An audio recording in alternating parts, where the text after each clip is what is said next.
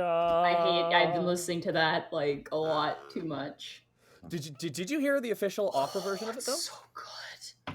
Oh, it's really good, isn't it? So insolent rogue. Oh, it's that guy's baritone is so Taka, how do you feel about Kefka coming back to Final Fantasy 14? Oh my god. Yeah, honestly, he left. He was there. FF14 is a wild game, guys.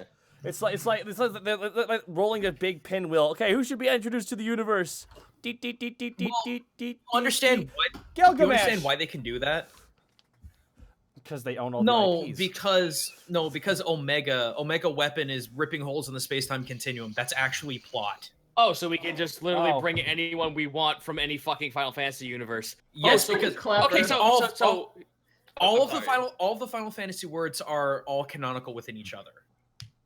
Probate is old gang here. I've got something for y'all. I saw he was tweeting about something. Jesus. By the way, when I posted my announcement, Probate has a plan. Oh. No, I know, right? Is that scary? I mean, a little. So I have to ask you a very, very serious question, Gaijin, and you have to answer it with the utmost urgency and importance to help me understand. When are we gonna get the Spirits Within DLC? God damn it! You did it, Cito. You did it. You won.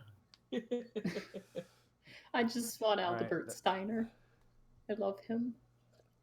God. Yeah, think of anything FF9 stuff. Why is nothing? I'm so upset that like fucking what was it? Dissidia is the only thing we got close to anything from fucking Final Fantasy 9 in a long time. Yeah. Penguin Man, thank you for the 1,000 bits, by the way. Irrational Beast, thank you for the 400 as well. 9 was just oozing with so much charm, like just fantasy charm.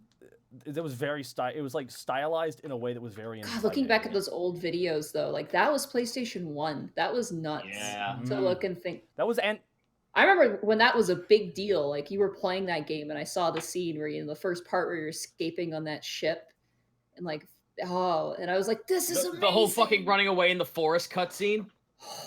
Oh yeah. Oh, that was nuts. I was like, so sad. Man, watching your fucking best friend die before you. Whoa. Oh Probate with 25,000 bits. Oh, sorry, 250,000 bits. There's the 25. There's the plan. 25,000. Oh my god! And now a special intro song for this episode, based on the season 5 intro to the Muppet Show. What? Probate, thank you so much for the 2,500 bits. Oh my god. 75,000. Oh god. Sorry. Having trouble with words. Yeah, a little. Always a little bit. Oh. All right, but Probate's got something planned here, so I want to see what he's throwing up here. Unless he wants you to sing a Muppets rendition of the intro song. I don't know it off the top of my head. Oh, you don't know the Muppet song? Muppets. Meet the Muppets. They're the... Oh fuck. No.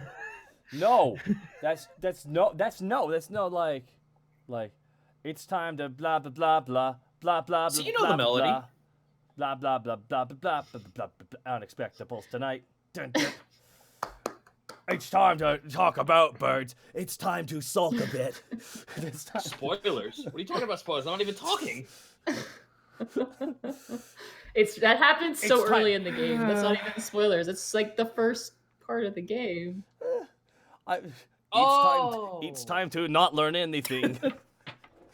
Oh, people are talking about 9. It's time to want to go hunting. Can we please go hunting? I'm posting the lyrics in chat, but people are pushing it away. Oh, Honesty Onyx, it's time to get Orky. It's time to get Orky. It's time to get Honesty Onyx. 10,000 bits, Honesty Onyx. Thank you so much. Albatross, thank you for the 1,500 bits recently got. It made a prep cook at work. Should be getting more money to feed the gang. Thank you so much, Albatross. Otaku Fox, thank you for the 500 bits. Oh my god, everyone's being really kind here real fast. Since we have all of you here, we're going to do some quick promotion for each of our individual stuff right here, starting with Gaijin Goomba. Gaijin, where can they find all your individual You can find all of my individual stuff at, honestly, YouTube, here at Twitch, Twitter. Just look for Gaijin Goomba. We just wrapped up Okami last Tuesday, and we're going to be going on a giant Monster Hunter spree starting Friday and continuing on through Saturday and Sunday. Oh, boy. No, get it. Portal Drop, thank you for 500 bits. First time coming to the stream. I typically listen on iTunes, but here's some bits for y'all. Thank you so much for the support.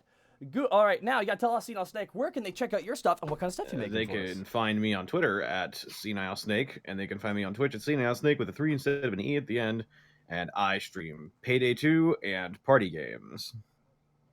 Glacierius, thank you for the 1,000 bits. And Zyroth, the bits are Tiango, 500 bits. Thank you so much. Milla Ninja with 5,000 bits. I got a sore throat, and the only prescription is giving you more bits. Feed the good boy the cake. Feed the good boy the cake. But that's awesome, dude. I actually jumped on one of those streams, and it was a lot of fun. Hell yeah. I dethroned you. It felt good. It feels good to kill the king. Well, Daddy, thank you so much for the I bits. mean, like, since then, I've pretty much won every single game after that. You definitely won. You come in third place. Okay. Call out. Oh, man. Top 3, it doesn't matter. I'm still the goatest of all time at Jackbox Party Pack. Fight me. So thank you so much, Milla Ninja, for the 5,000 bits. You're so kind. And Probate, stop pushing the chat. I can't flag the lyrics with bits because they're too long for it. Oh, no. Oh, God. Tell you what, Probate, how about you DM me them and I read them out online after the stream? You tried that, yeah. Would that be cool, Probate? You just DM to me on Twitter, and I'll pop on Twitter for the first time in a long ass time. Oh, God. Isn't Probate in the Discord? No. Well, he's on. I think he's in the Unexpectables Discord. But yeah. That's true. People are referencing my Alrighty, stream. but we'll quickly get through everybody. Zito, where can they find Well, you? you can find me at twitch.tv/Zito, but you won't be able to watch me do any streams for a while until my ISP gets its fucking shit together. Okay. You still accepting commissions? No, because I want to do them online. So I'm effectively fucking dead in the water until my shit gets fixed. I'm sorry. I hope that does get sorted out. I do too, because fucking Monster Hunter comes out on Friday. At least you get to play it. I'm sorry. After a month of hype, after 2 months of hyping it and saying I was gonna stream it, Taka, I don't think that's kind of a possibility at this point. All right. I want to play video. I want to play tabletops. Let's go. Thank you, Duvio, for the bits. Definitely contact Snake about that. Junk ball pitcher. Thank you for the 500 bits. First time catching stream. We'll be watching it while I'm on the treadmill. Have a great session. Good workout. Sound Spider-Man, 1,000 bits. Hey, Taka, it's my first time being able to afford bits. Have some moolah. Thank you so much for the 1,000 bits. All right, Nadine, and finally you, where can they find you? And you want to get us you can find me on twitch.tv / Monty Blue, and then you can find me on Twitter at Monty Blue as well. And as always, guys, definitely check out the podcast if you can't catch it or catch the VOD afterwards. And with that, Nadine, take us away. When last we left our heroes, Borky the Orc Barbarian, Task the Kobold Ranger, Greckles the Kinku Rogue, and Panic the Tiefling Bard, the party spent some time with an out-of-town friend, their own cheery company, and some bubbling employees. In their travels, the party discovered a Nomarian airship docked in the High Alavastian district, Bladefoot pirates, making parley with the council. After speaking with Captain Doros and his merry men, Task and Borky purchased tickets to the local opera, featuring a casted crew that included the beautiful Starlight, a local Romantian singer who captivated the heart of Borky. Meanwhile, Panic spent some time with Ozzy, who was visiting from out of town. After a trip to the library and some tense and heartbreaking words, Panic drank his worries away into the night. Greckles found himself in the company of Willow, enjoying a good, authentic, homemade meal, and soon in a meeting with Hasrad. Now, with the night behind them, the party awakens, with an opera awaiting in the afternoon. You guys sleep in pretty hard. Yeah. You hear the sounds of the bustling outdoors, and you hear it, and you're like, I should get up, but you're like, no, I don't want to get up. And you hear a muffled through all the walls. It's time to get orky. No. It's time to get bonky. Opens the door. Ah! Morning, chaps. Just knocking on the door. It's opera day. Just bangs on Panic's door. Goes over to Greckles. Bangs on the door. It's opera day. Bangs on Task's door. The door's already open and a fucking knife whizzes by his head. Whoa! Whoa! Aye, save that. Save that for later. Task, I'm not your enemy. I'm your friend. Opera day. Going over. And Borky is already wearing his fancy twin Molf Moon outfit. Nice. Did he sleep in it? Yeah, and you will not confirm nor deny that he pulled off the blanket, just revealing his nice outfit. Ready to go. Oh, man. Alrighty. And Borky just runs downstairs. Mr. Boppington, it's opera day. He has gone out for shopping. It's opera day, Helga. Hooray! And she waves her hands. Meryl, what is this opera day? And Meryl looks like this. I actually don't know. Is this an orc holiday? Helga like shakes her head like, no, this is not. I guess Tass will come down dressed up really nice too and show. Do I hear like this at all? Yeah, they're just talking to each other. I show Helga the pamphlet. I see. Have fun with these. She goes back to cleaning a mug. Meryl does take it. She goes, oh, you're going to the opera. Yes, indeedy. We got invited by a very pretty drow. We've decided to go get a little bit of culture, because I don't know if it comes across, but I might be a little bit uncultured. I get that a lot too myself at school, but it's okay. Oh, that's not nice. That's not nice for them to say that. I mean, I am just from afar myself, Mr. Borky. Task is just gonna stand there and let Borky tell his magical fantasy lies about how he was invited by his drow not girlfriend. This is his day. I'm not going to physically ruin this for him. Meryl does turn and goes, Mr. Task, you look wonderful. Oh, well, thank you very much. I'm not used to getting compliments about wearing human clothes. They do quite suit you. I asked for something militarized, and this is what they gave me. If you ever lose a button, I can fix it for you. Well, thank you. I will, if this comes undone, I will seek your aid. I do have one question, though. What happened to my broom?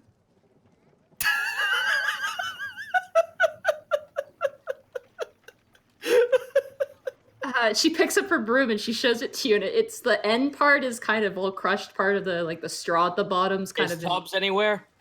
Tubbs is currently in what looks like an equivalent to like a milk crate on the counter.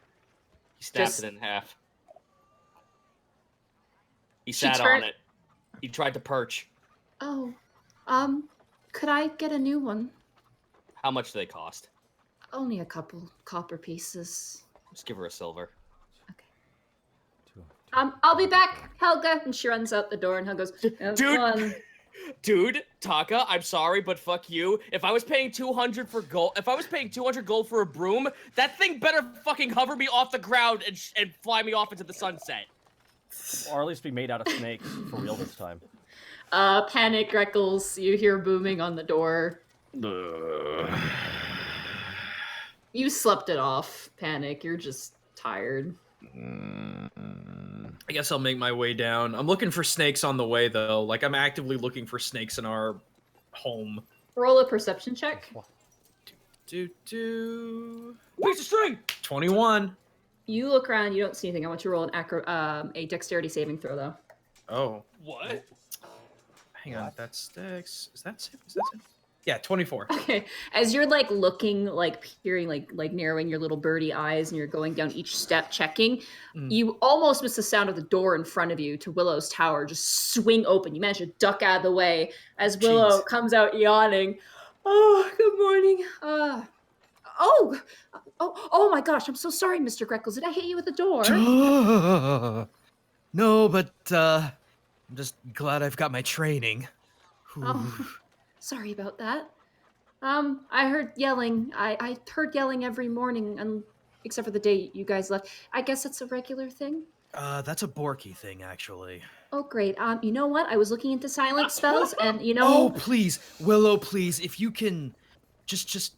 I will pay you if just every morning. Well, I mean, you already do pay me. I will pay you more. Opera day! I could look into more, yeah. Excellent. Okay. Thanks for spending some time with me yesterday. That was very fun. Well, thank you for taking me to my now favorite. Looks around shifty-eyed, looking for a tie. Thanks for taking me to my new favorite restaurant. What? No, he's out. Oh yes, of course. It's really quite wonderful. Um, uh, anyway, I Willow, I actually have a question for you. Mm, To my understanding, now you may not know, but the Opera House apparently forbids any sort of magic or weapons to be brought into the premises. oh yes, absolutely. How do they check for that? She's gonna insight you. Crime. Crimes! Roll a deception. No, I'm not deceiving. I have no intentions of bringing weapons. I'm genuinely curious. Okay. God, she's dumb as bricks. That's bad. That's bad for being a spellcaster. No, she's not like she's not stupid. She's very bad wisdom. She has common sense. No, she's not very good at reading. Not Not really good at reading people. Crimes. Well, honestly, I mean, there's usually sort of like a guard that looks you over, and they also have these sticks with gemstones. Not a magic staff, but they're little sticks with little gemstones that detect magic, and they use those. I mean, certain items can come in, like your cloak that helps you breathe in the water. That's fine. You can't hurt anybody by making them breathe underwater. So basically, non-violent magic would be acceptable. Or anything that could cause a disturbance in the play. I've heard in the past that some terrible wizards were casting firebolt spells at the performers at some Oh my! Oh, it's just good. Monty, quick question. When you said there was a stick, the sticks with gems, is it like scanners? Yeah, at a little at, bit. Like the hand. Oh, okay. I Making just wonder with the sky pirates overhead. It just makes me a little uneasy. I hope they have some kind of anti-magic field spell that they can throw out. Actually, well, you know me, I spent some time with Doros last night. Not a lot of time. He had to go and do paperwork, but Right. he apparently the parlay went very well. And they're Well, that's currently good news. potentially talking about having some assistance with fire giants. So Really? yeah. But they Interesting. yeah, no, it's quite interesting. But of course, things are slow. Brooke Bronsfang apparently is being very stubborn, and He likes to be stubborn. orcs. No, don't tell Brookie I said that. But you know, sometimes that they can be a little. I mean, Doris can too. Don't tell him I said that. I'm sorry. Willow. Oh, It's yes, okay. yes. It's okay. Either way, things are going good, which is, I mean, good.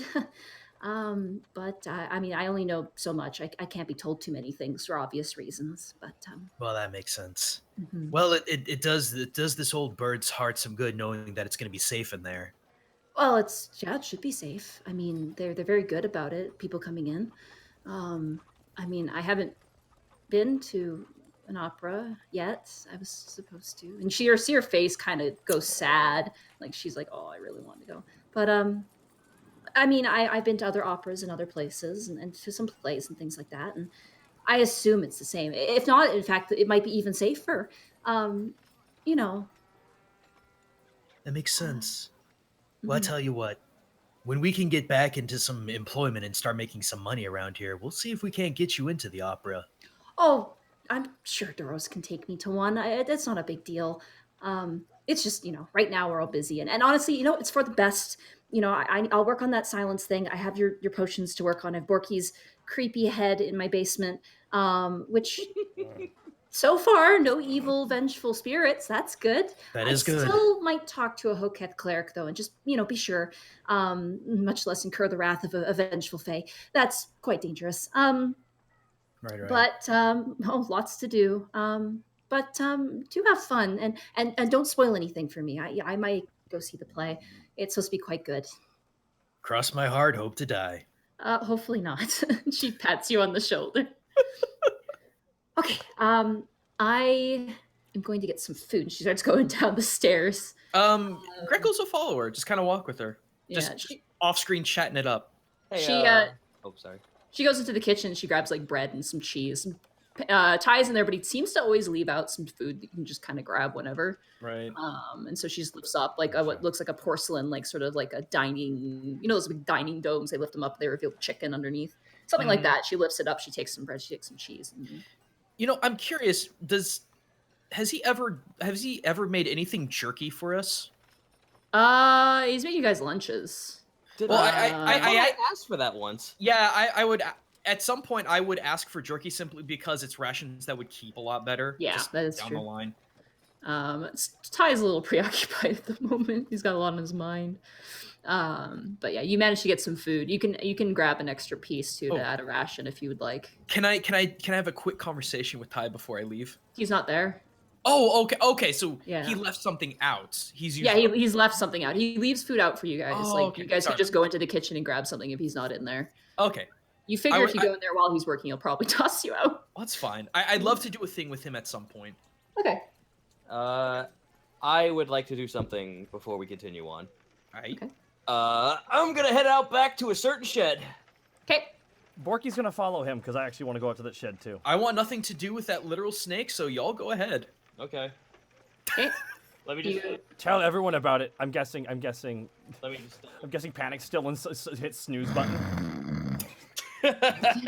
Prima donna. You go in and he's not there, but there is a ball python currently. Like you see a lump in the middle of his big cushy chair, like this big like crevice, like a crater in his chair, and you see a ball python currently like balled up and you assume sleeping. Its eyes are open because they don't have eyelids. They don't have eyelids. Yeah.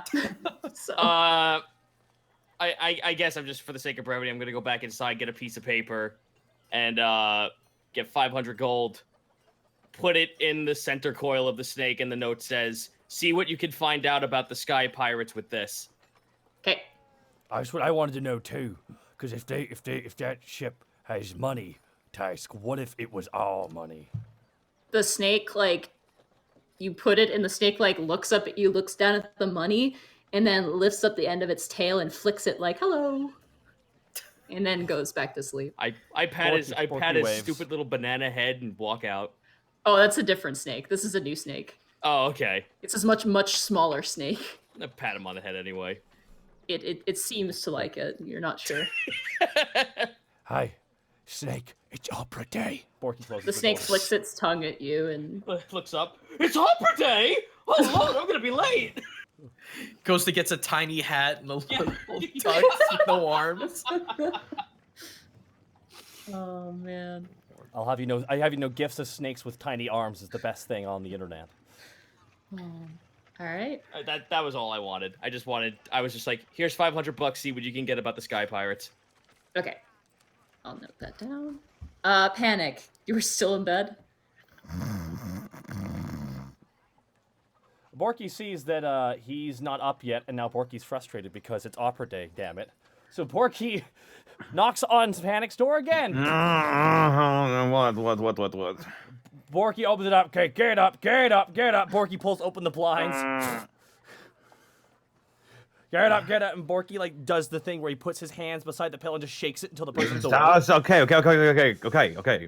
I'm up. Are you up? Okay, so what are you wearing? Are you wearing this outfit or this outfit? Borky has some of his outfits. Like a mom prepping his kid to go out to a fucking wedding or something. Because you're going and you ain't embarrassing me. This is really important to me, Panic. I'll take the festival outfit.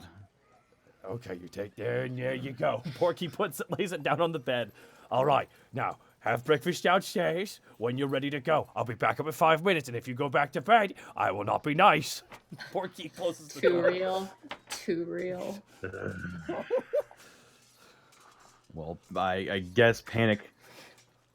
Does Panic know what time the opera is happening? Like, is it soon? It's going to be in the evening at some point. So, all right. So you he's woke just up gonna, for almost nothing. He's just gonna hang his.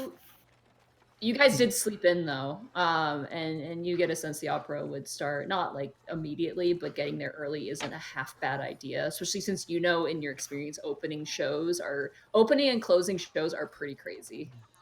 So. Okay. Well, he's gonna get dressed in his festival outfit, the one with the suit jacket that has all the sequins on it and shit like that. Okay.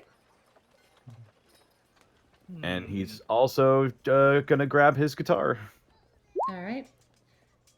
Weapons. Are you guys taking your weapons with you?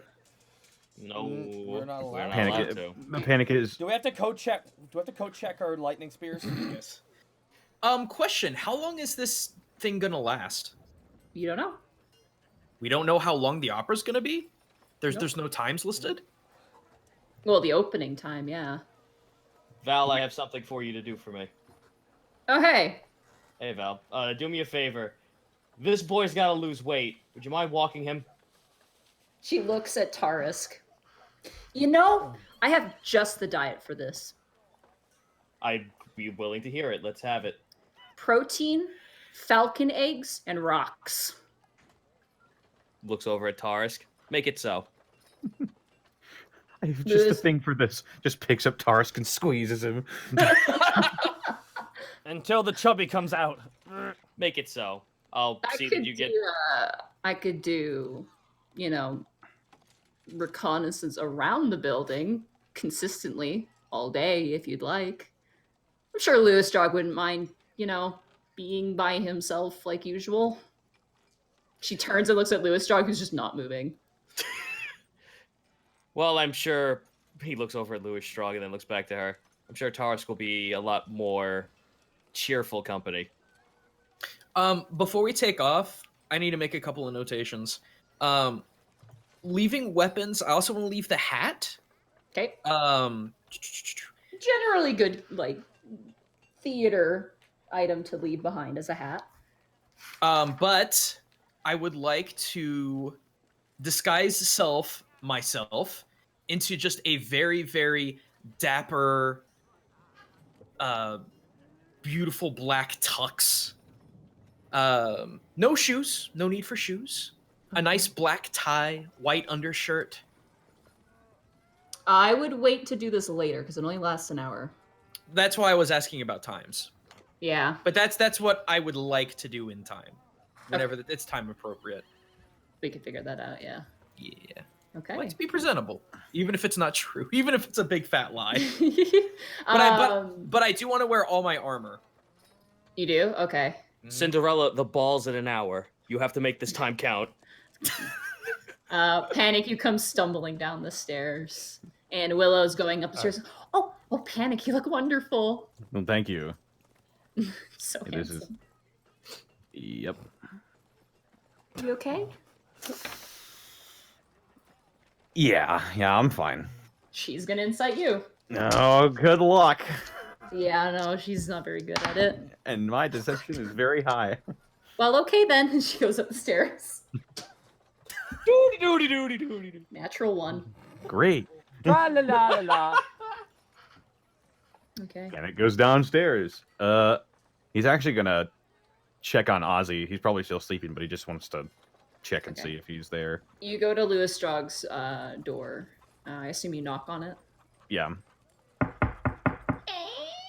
The door opens. I look inside. He's not there. There is a note on the bed, though. I will pick it up and read it. Okay. If you go under found documents, you'll find the note. Oh boy.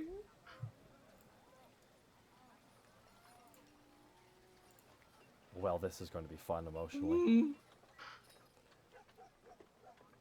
I feel like that part of the roller coaster ride where you're climbing up, and then it stops and lets you contemplate your decision. Maybe I shouldn't have. Ah! You found it okay? Yeah. Panic's gonna read it and just kind of. So fucking stupid. And he's gonna throw the note away. Okay. Do you just throw it on the ground? I assume there's like a garbage around here somewhere. There's garbage like a chamber part. There's a chamber pot that isn't used. Yeah. Just toss it in there. Okay. Dunk, dunk, dunk. The bed's nicely folded. He seemed to have cleaned up before leaving, so. All right. I close his door and leave. Okay. You walk out and you see your companions all getting ready.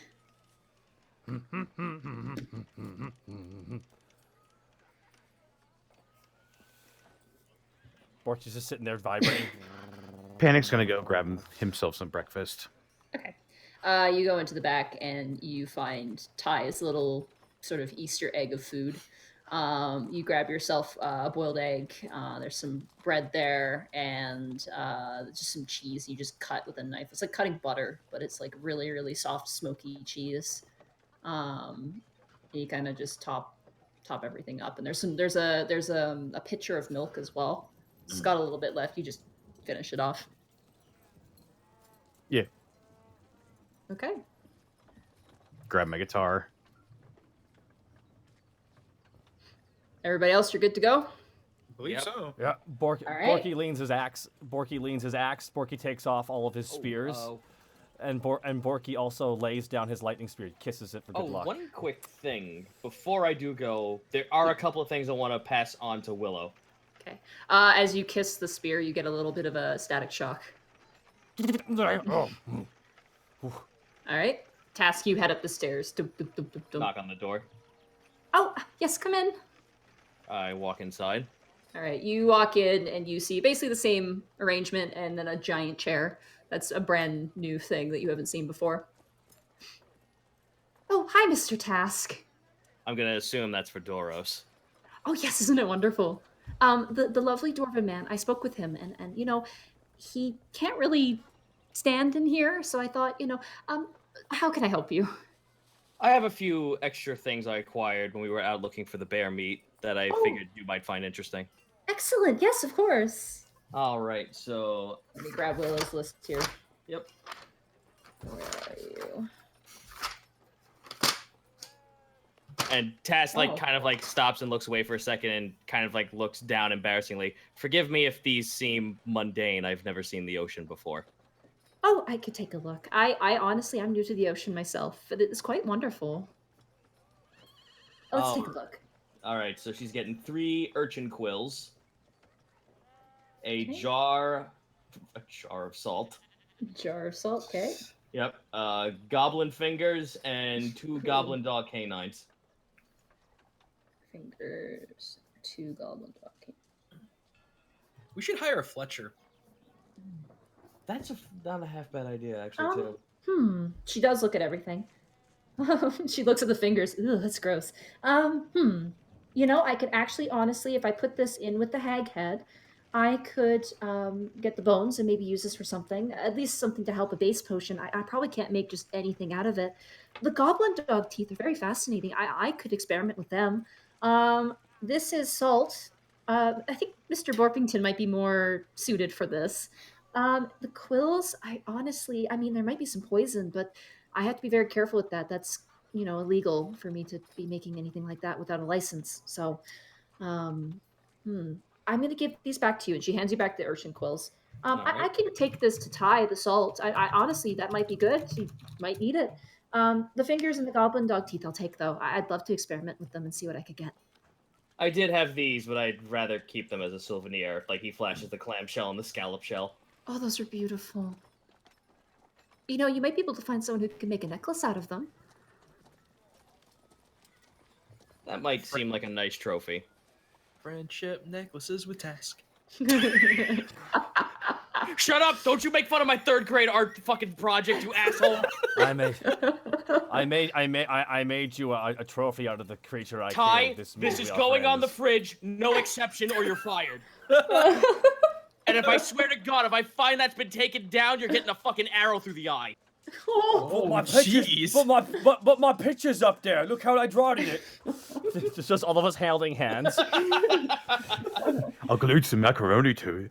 But I got an A+ on my Orion test. And we have the guard flare gem, so I'm just gonna double check and see if there's anything else I might find. You sold the rest. I know you guys sold a lot of, but you sold basically everything else, I'm pretty certain. Well, no, actually. Apparently, I don't know where this came from, but I still have it in my inventory. I have something that's undoubtedly just called treasure map. Oh, that's from a while ago. Yeah. Monty, let me do this too, because I don't want to get stopped at the door and have this on my person. Let me stash my poison. Good call. My potion of fire giant. Oh, no. Potions are okay. I don't think they'd have a problem with potions. With the poison, they would be like, well, yeah. No. Sure. Let me stash the caltrops. I think that's everything offensive that I would have that they would pat me down for. I almost thought you said couch, and I'm like, well, how? No. Oh. I have a folding couch. Oh, and I think you'll remember this, Willow. Hands down the lettuce. Oh, she shudders. Like you see a physical shudder. I know. I right, know. That. Oh, yay. You don't need to do anything with it. I figured since under the circumstances it has some kind of sentimental value. I mean, you now work for us, and this has a little bit of history behind it. You want to give me the cabbage as a gift? Not as a gift. Something as a magical artifact for you to tinker around if you want. I don't know if I want to do that. It kind of exploded. I'll look at it. You know what, Mr. Task? You know what, Mr. Task? I need to be braver. I will look at it. I will look at it for you. Fantastic. Thank you. But carefully and not inside. she it's like very grabs it. Task like kind of like pats her hand. It's very low priority. Of course, I have so much to do. Wow, I have so much to do. I might be the one canceling dates next week. She kind of laughs and then walks into and puts it on top of the barrel. Task does, like if she looks away, Task doesn't like let go of her hand for a quick second when she says that. Oh. Do not negate your social obligations on our part. Oh, well, I should certainly get my work done though too. Of course. I'll try and get as much done as I can this week, and then hopefully by next week everything will be good. All we ask is the best of you. That's all we can ask for. And that is what you will get, I promise. She gives you a wink and a smile. Yep, thank you. Give a nice little courteous bow and then head out. You have a nice day. Yeah, have fun. And leave. All right. Real quick before we leave, before he has to. No, because I realized I still real quick, out of character. I got the fanny pack of holding, and we do have the dark tickets. We shouldn't bringing those with us if the fanny pack of holding gets checked. Yeah, right? we're putting all our shit that's contraband here. Yeah, I mean, for the benefit of the doubt, I'm assuming you guys are leaving all the illegal stuff at home and also the lethal stuff at home. Yeah. Borky takes out Gripples. He goes, "Okay, Gripples. Now I'm sorry. I've got to go to a play, and you can't come with me because technically you're a weapon. So I'm gonna leave you here with your brother Tubbs." And Borky puts Gripples in the case right beside Tubbs. You hear like a disgusting butter sloshing noise as you watch as Gripples just is enveloped by the fat of Tubbs. You be a good big brother, Tubbs. You be a good big brother. All right, good to go. All right. You guys head out. Town is bustling. You do see a few heads turning up to the ship. It looks like it is just kind of stationed in the sky at the moment. You hear off to the distance the humming of the magical components keeping it aloft.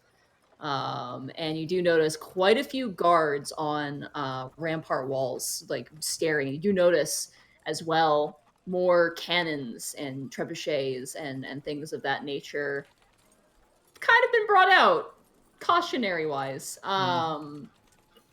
But the guard definitely has been bolstered a little bit. But for now, mostly guards are just kind of talking together and just smoking pipes and just chatting. So it seems pretty loosey-goosey for the most part. And you guys walk, and you see as you leave, you see Big Guy working on a horseshoe in the forge. And Ben is currently also working as well in the same forge. And he's chatting with Big Guy, and Big Guy's kind of talking back. And eventually you guys kind of leave out of sight. You make your way around. Eventually, did you want to stop? You want to stop and get flowers, right? Borky? Yes. Okay. As you walk, you find that one flower shop where Doro stopped when you were on your mission with him. Oh. Borky bounce. Is there someone working There's there? a young woman there working there. She looks... Excuse me, miss. My name is Borky the Orky, and I'm going to a cultured event this evening, and there is a come hither lass who's very beautiful, and I wish to believe the tradition is to throw plants at them when they do a good job. Oh, yes. As the orcs call them, the decapitated plants are definitely a good way to show an affection, unlike bathing in the blood of your enemy. It's true. Okay, so it What would you suggest? Because let's just pretend I don't know what I'm talking about, which sounds crazy, but if you would not believe it, it's more often than not what happens with She me. nods slowly. Okay. Are we inside the building? Oh, yeah. It's a stall. It's not like a building. It's like a stall. He wishes to woo someone. That's a trick. I mean, like, whatever. Like, I think, that's a hard choice. I mean, we got many flowers that mean love. I mean, you could go with a rose. You said it's a cultured event, like oh, is it the opera? it is the opera, yes. Well, you know, roses are standard. We have actually, they're almost out of season. She goes through like a little pot and she pulls out a couple roses. What do you think? How do they look? They look very nice. They're kind of small, but it makes Are they sense all because red or? they're red. Yeah, they're a very passionate red. Hey, Monty, I have Uh-huh. a dumb question. Is it possible? Okay. No. Is it possible that if I roll a good enough nature check, I can remember what's a good Underdark plant? That's Okay. a good, like, the same equivalency of an Underdark plant to a rose. I will say I will give you knowledge nature, and you know what? I'll give you advantage because that's very clever. Ooh. Nice. Oh, that is really clever. Oh What no. did I? 5. You rolled Wow. a 5. Ah, well. You look around and you're like, I gotta find a plant. Not a lot of plants grow in the Underdark. Mushrooms. Throw mushrooms at it. We'll throw Panic's mushroom. I just imagine she's singing and just a mushroom bounces off her head mid-performance. Ew, it's gross! Does this taste funny to you? Are there I'm conducting a survey. Sorry, dude, I tried. No. Are there shit, any- what? Oh, what? are there any like black roses or plants of that, or like maybe a midnight blue? Yeah, blue rose. Roll an investigation check. Sweet. Borky's just like looking, 13. looking at the roses. You find like a deep kind of Payne's gray color. I'm sorry, artist. It's like a deep navy blue colored rose. Borky, I might have an idea for you. Oh, Well, that one means morning. Like not early morning, but someone died. But it's very pretty. Oh, the one that I'm investigating? Yeah, the one you picked up. It's like the metaphorical meaning of the flower, if that even matters. Yeah, you should, if you're happy or impressed with someone, like Rady shows undying love, and bright colors showcase like happiness. Darker colors imply sadness, which is why I assume you're always sad, Greckles. But Yes. you can give her that rose and say that even the darker, somber colors can have beauty. Did the song she sang have any lyrics that had to do with roses? Oh, in her cabaret performance? Yes. Yeah. It had to do with moonlight. And somber strides through the moonlight. Okay. Could, Oh, I'm sorry. Go ahead. Go for it. Yeah. Borky, remember the song she talked about? Remember the song she sang? Something about strolling through the moonlight. Maybe if you have something that can paint a picture of that, he says to the florist. Oh, you could grab a bunch of those, and she points to the flower that Greckles will like, and then have maybe one white rose to indicate the moon. in the middle. Boom, Yeah. symbolism. There we go. Let's do that. We will be doing that. Okay, How much? I will grab those. She starts grabbing flowers, and she arranges. This girl's very, very good. She's younger, but she wraps it up. It's a small bouquet. It's not massive. It's about like maybe 7 or 8 roses. That one there, that will be 8 silver pieces. Borky Tip gives her a single gold. Okay. This is for being patient with me because I know how much it can suck. Honestly, you're not that bad. I have this one customer who comes every single day. He's a Goliath, and he just sits here and stares at the flowers. And longest time was an hour. It's actually really impressive that it took him that long to decide. But he's got some friends who help him out. But That's nice. Is one of them a man with a mustache? a very loud man with a mustache, yes. And recently he came with a young woman, and she seemed to know quite a bit about flowers, which is very, very good. Interesting. Huh. More you know. All right, well, thank you so much, and please do enjoy yourself, and I hope your lady loves them. Borky blushes. She will. Shut up, though. Borky just walks off with them. And she does a bow. Like she does this very interesting bow as you guys leave. Thank you. She wipes. And then you see 2 girls come in and go, like looking at some of the more brighter colors, and they're like, oh, look at this one, Miriam. As you guys stride out. The roses smell divine. They smell super sweet and subtle. What do you think of the flowers, Panic? He's really not paying attention much at the moment. Oh, okay. You guys make your way to the entertainment district, I assume? Sure. Okay. You guys walk and walk and walk. It's you kind of duck out of the way of some donkey-led carts and some other things.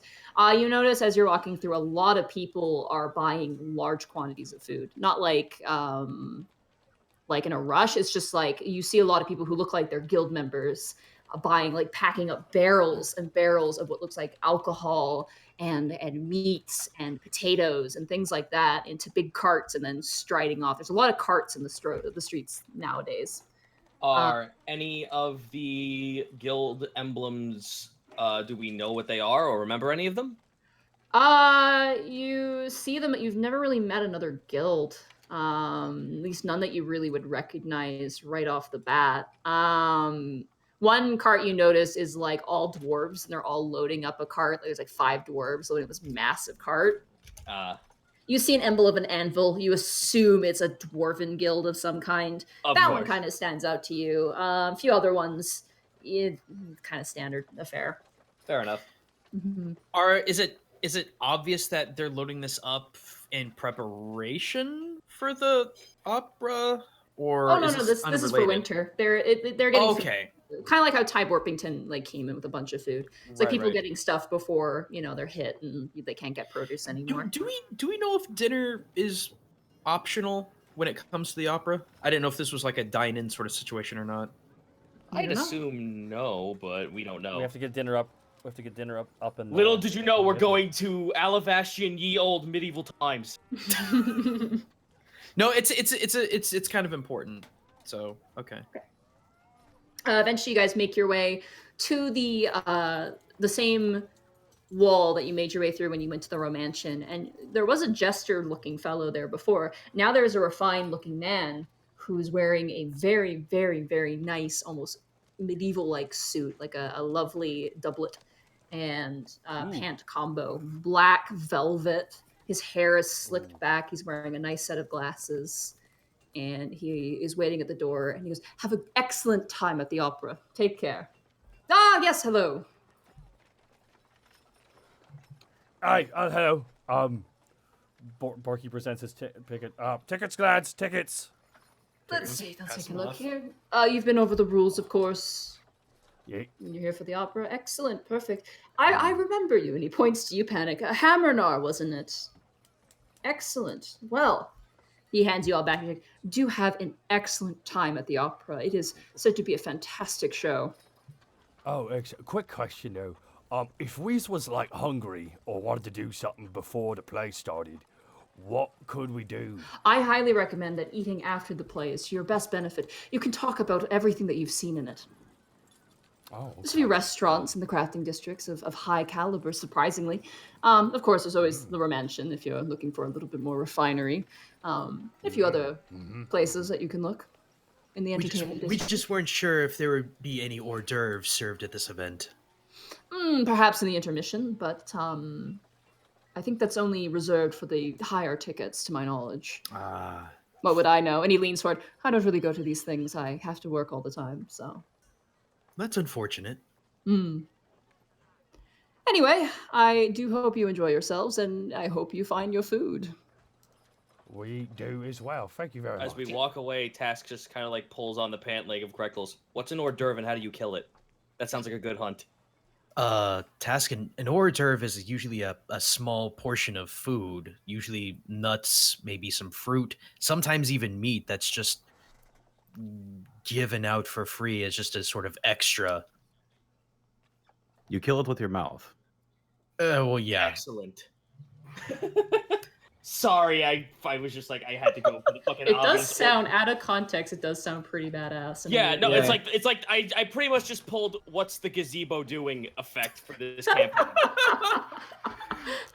It's just a gazebo. It's a gazebo. And I love. So okay, show of hands. Who here has ever called it or divorce? Or divorce. I have, yep. Because that's how it's spelled, right? Yeah, Harvest Moon, Wonderful Life. That one threw me off. Or divorce. Yeah, no. When I played in Bus Stop, I had to play an idiot Southerner, and I had to call it Whores Devours. Dude, I love Horse Devours on New Year's Eve. I'm sorry. I had to go for the low hanging gazebo. No, that's good. It's good. It's good. It's good. You guys make your way in, and it's not crazy busy, but there's quite a few people in the entertainment district, more than when you went to the Romantian last time. Last time when you guys came through here, it was not a lot of people, a few people here and there on dates and whatnot and that sort of thing. But now it's like you see, couples, older politicians, a few strangers here and there, and they're kind of chatting and talking. Is there anything out on display? Well, you're outside right now. There's some gardens, things like that, like fountains and whatnot. When you mean on display, what do you mean? Whenever we get inside, I'd be curious about what's inside. Okay. You make your way through, and it's very clear where the Opera House is. It is the biggest building in this part of the city. It is a large building, like absolutely massive. And it stands out with all these lights. You see these crystalline lights blasting out. And as you guys walk, you make your way past actually the Romantian. And you see, is there anything you guys want to do, a perception check or anything? I guess if there's anything worth perceiving. I'd like to scope the crowd to see if there's anyone of interest we should try to just walk into a conversation with. Yeah, 13. 6. 14.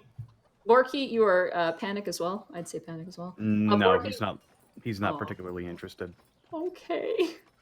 Borky, those are so nice flowers. She's gonna love them. She's gotta love them. Borky's holding with 2 hands because he's being very careful with them.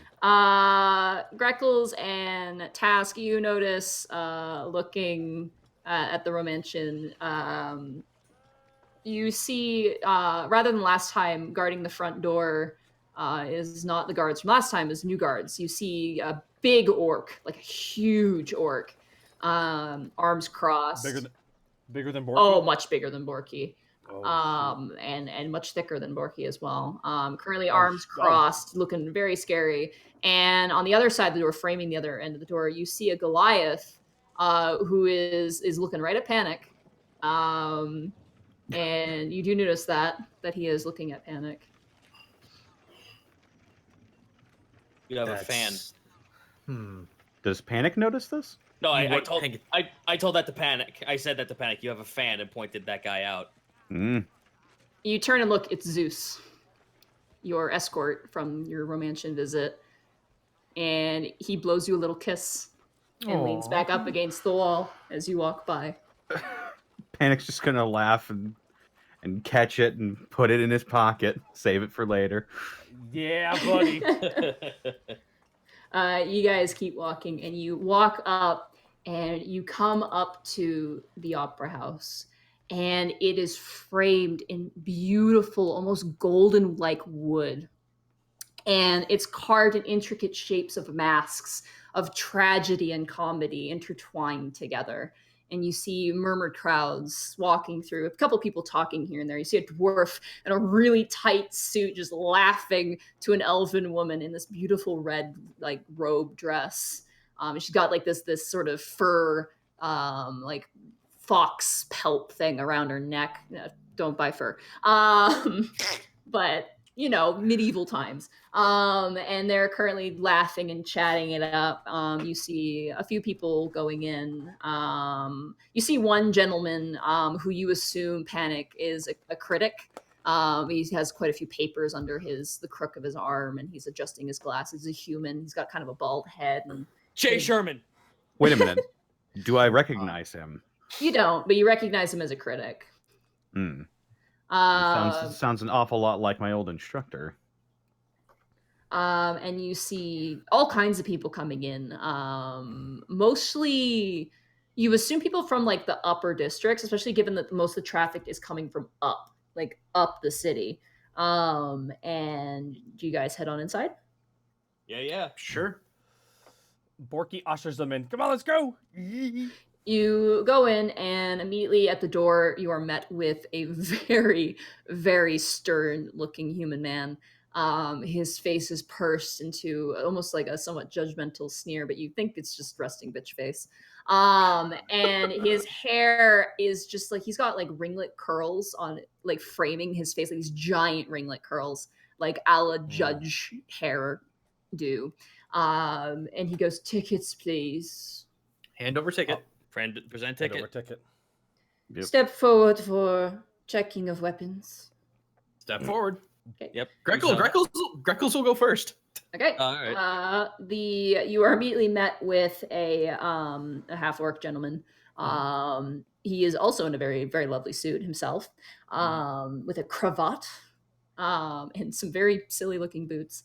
And he's not like rough, like, what do you have? He goes through, he checks your arms, and he goes through, he checks your waist and your legs. You have no daggers on you, anything like that? No, I didn't bring any weapons. And he does pull out a small stick. Like, it looks like just a branch off of a tree, but intertwined in it is this gemstone. And immediately he points it at you and he detects magic. And he goes, "Could you remove the robe?" Oh, certainly. Okay, he takes the robe and he checks it with the stick. "I'm going to set it over here." And he sets it on a chair. He goes, "All right, turn around." Turn around. He checks you again, and then you hear a beep, beep, beep, beep, beep with your goggles. "Hand me the goggles, sir." There you are, sir. Hands it up, checks it, puts it on the chair as well. Goes through. "The gloves, sir." Oh, there you go. There we go. Let me just take a look here. "Adelaide, could you take a look at those?" And you see a small gnome, and she takes every item, and you see her eyes flash. Appears to be an identify spell. And she turns back. "These ones are good." And he hands it back to you. "Next, please." Borky steps forward. All right. They go through. Do you have the bag of holding? Borky does have the bag of holding. Okay. Beep, beep, beep, beep, beep. Yeah. Borky has the bag. "What kind of bag is this here, sir?" It is a fanny pack of holding. He reaches into it. You took stuff out of it, right? Yeah, I took all the illegal stuff out of it. All right. He starts going through everything, checks everything. "All right, there you go." Hands it back to you. Thank Do you have any other magical items on you? No, not that I think so. But, I've been surprised sometimes. Good, I didn't. He just kind of looks at you like, fellow orc. By the way, what tribe you from? What clan you from? I'm from no clan. Oh, that's crazy. Okay. Borky walks past. That's weird. Next. Yeah, sure. Why not? Checks you. All right, you're good to go. Nice ears. Thank you. Question mark. Yeah, question mark. Thanks. Drive by. Man, I can't believe we paid extra for these compliments. That'll be 450. Nice ears. Next. Panic steps forward. Okay, he checks you. He grabs your guitar and he hands it off to the wizard who checks it. "You ain't gonna be playing that, will ya?" No. Unless they want me to. "No one wants you to. You're here for an opera or you're out. Always clear?" Yes. Okay. He hands you the guitar. "I'm watching you." Mm-hmm. He walks through. Next. And you walk through. Immediately, the four of you are met with an usher, a human man. Very squirrely looking man. "Oh, yes, hello. First time at the opera? Yes, indeedy. Yes, May I see your indeedy. tickets?" Here we go. All right, your seats are just over here. Let me show you. Follow me, gents. Is there a concierge where alcohol is being served? No, there is no alcohol. No. Quick question. Could you tell me where the restroom might be? Oh, the restroom. You know what? Let me get you your seats. I can show you exactly where the restroom is. So, Wonderful. all right. And he leads you. You guys have center seats. The ticket master guy hooked you up. Oh shit. Yeah, he was really nice. He was straight to the point. Really good service. Like, just down to earth person. And you guys have very nice seats. They're kind of just wooden chairs, but they do have cushions. A little bit old looking. And you guys sit right in the center. And then Greckles, you want to know where the bathroom is? Mm-hmm. Okay. Right this way, sir. I can show you where the bathroom is. Appreciate it. He takes you through, and the rest of you guys, I assume, sit down. Yep. Yep. You guys hear the drawl of the band as they're practicing, The getting ready string to up. play. Yeah. The string up. You hear like every so often a tuba go, "Bah!" just like really loud. Oh, dude, are and- we Someone right? messing Are we with- right in front where the band is hiding? Are we in No. the dugout? No, you're not. You guys are farther okay. back. You guys are farther back. You're probably about 5 chairs back. Okay. Not bad. The first 2 rows are like on the ground. Like there's no chairs. It's like the people coming in and sitting down there are pretty low class for the most part. But they're enough that they could get a show, which is pretty nice. Greckles, as you make your way out, the usher the usher shows you the bathroom. The bathroom is right in there, my good friend. Excellent. Might there be any sort of liquid refreshment we could partake in, either now or during the intermission? Water skins are allowed inside the theater spaces, as they cannot cause any damage to the beautiful interior. If you wish to buy a drink during the intermission, you are absolutely welcome to. We offer drinks on the 2nd floor. However, your ticket, which your ticket would allow you to reach the 2nd floor, you should be fine. Good man. Here you go into the bathroom, and he opens the door for you. Oh, I'm actually quite okay. I just wanted to make sure. I had a little bit of liquid refreshment earlier, and I needed to know where it was. Excellent. Yes, of course. You know your way back to your seat, correct? Yes, sir. Okay, excellent. You're new to the opera, and he walks off and he goes back to the front door. Sure. I want you to roll a perception check. Heck yeah. 20. 20. You hear a crashing noise in the bathroom. Okay, I'm gonna go sneak. Seriously, I'm gonna go sneak my way to the bathroom. 19. What the heck is going on in there? You like front flip, like barrel roll into the bathroom, fuck. Metal Gear Solid style, like James Bird up in here. Johnny Dark Souls fucking front flip into the fucking bathroom. You see currently face down what appears to be a druid who appears to have face planted from a window onto the ground.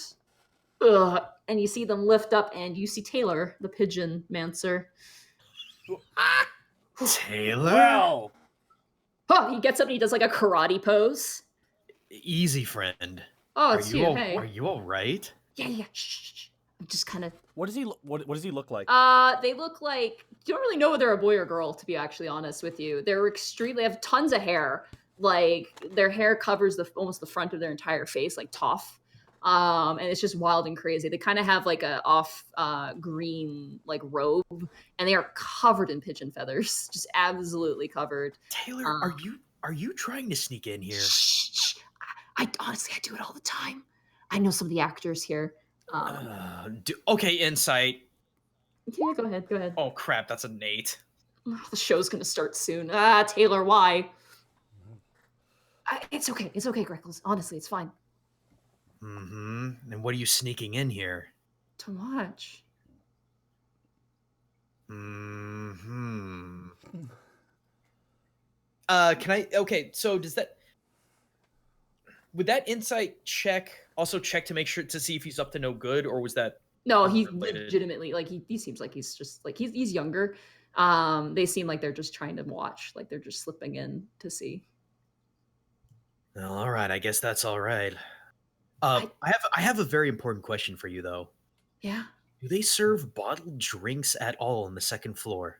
I think they do, because I know the actors get them. All right, good to know. Thank you. Okay. Well, enjoy the show, and hopefully I get to see it too if I don't get caught. And be more careful, for crying out loud. Don't worry. And he turns into a pigeon. How big? It's it's the size of an average pigeon. Okay. Well, okay, I was going to invite him onto my shoulder, but I guess that would be pretty weird. Okay, never mind. Woo. And he fluttered, like he struts and like does like the head thing, looks side to side, and as you leave the bathroom, they also leave and they begin to run, like chicken run. Like, you know when a pigeon is like can't be bothered to fly but is also trying to get away from something kind of scary. Yeah, you know what I mean? Yeah, That's sort of like extreme bobbing action. You watch as someone please draw this in big bold Batman text, head bobbing action. You watch as they slip into it looks like a cart for the actors, like water and whatnot is ready, and you watch as a guy like is laughing with a friend, and he turns and he begins to push that cart down what you assume is backstage. Mm-hmm. I can't believe another bird crime just happened. There's so many bird crimes. All right. We know where the bathroom is. Yep. So I'll just head back. Okay. You walk back. The music's still going. That tuba just like every once in a while. And you. So Panic. So you know musical instruments, right, Panic? Panic looks at his guitar, looks up at Borky. Yes. Yeah, but aside from that one, but like, what's that big one right there? The one that's making the big noise. That's a tuba. What? No, but for real, what's it called? That's what it's called. Oh, it's hilarious. Dwarven instrument. Okay. Because it sounds like the moan of a dying animal. I believe in Dwarven it translates to fart machine. Oh, I do. Really? Yeah, because it sounds like. It's a good tuba impression. All right, boys, settle down. It's gonna get started soon. Also, can you guys scoot your legs a little bit? I'm trying to get to my seat. Oh my God! Why didn't you go the other way? Fine, Borky tucks. I'm on the edge of my seat, and Panic scoots back. Now I'm in the center of my seat. Greckles, as you sit down, you notice the person sitting next to you is this really old gnome grandma-looking woman with a lovely cowl made out of yarn. She goes, "Hello there." Why, hello, ma'am. How are you this fine evening? I'm excellent. I'm so excited. My daughter's in this performance. Oh, really? What part does she play? Oh, she's just a minor part, but she's got a voice like the heavens. Oh, you have to point her out to me when you see her. Absolutely. She's by herself. She sits down. On the other side, you get Human and his girlfriend, you assume, sitting on the other side next to you. What is the order of sitting order? If we're facing from behind, because let's say we're facing the stage. What is the order of our seating placement from left to right? Let me grab some stuff here. Ooh, good. Let me just you know what? I'm just gonna do it here. I'm gonna do it on the main page. Yay! Hooray! Because oh my goodness. There we go. So Borky, Task, Panic, Greckles, and then Grandma. Okay. Does Grandma get her own icon? You know what? Sure, I'll grab her an icon real quick. I was just kidding. Old Grandma Ruth gets herself a fucking icon. Yeah, it's not perfect, but there you go. There's Grandma's icon. Yeah. So a guy and his girlfriend sit down beside Borky. Yep. Is the guy on his side or is the girlfriend on Borky's the guy side? is. Oh, are you excited for this play? Yes, we are. Isn't that right, darling? She goes, yeah. Oh, she's. So, what do you do for a living? Me. I'm a horse breeder. You are. I breed the finest war horses here in Alabast. Whoa, what? That's cool. We're trying. See me and my chef. We're trying our hands at breeding chickens. So, you got any advice on how to do that? Well, chickens are nothing like horses. Are you sure? These things are as big as horses, though. My dear, maybe we should look at other seats next time. And she kind of goes, yeah, maybe. Yeah. I want to charisma check the grandma. Okay. 13. Okay, and this is my third grandchild right here, a beautiful painting I got. That's so precious. Oh, they're so cute. And this is my fifth grandchild. He's so smart. Look at his little goodness, hands. how big is your family? Quite big. And she lets go of the pictures, and it just keeps going. That's fine. Greckles will still stay entertained. Okay. You do. I do want you to roll.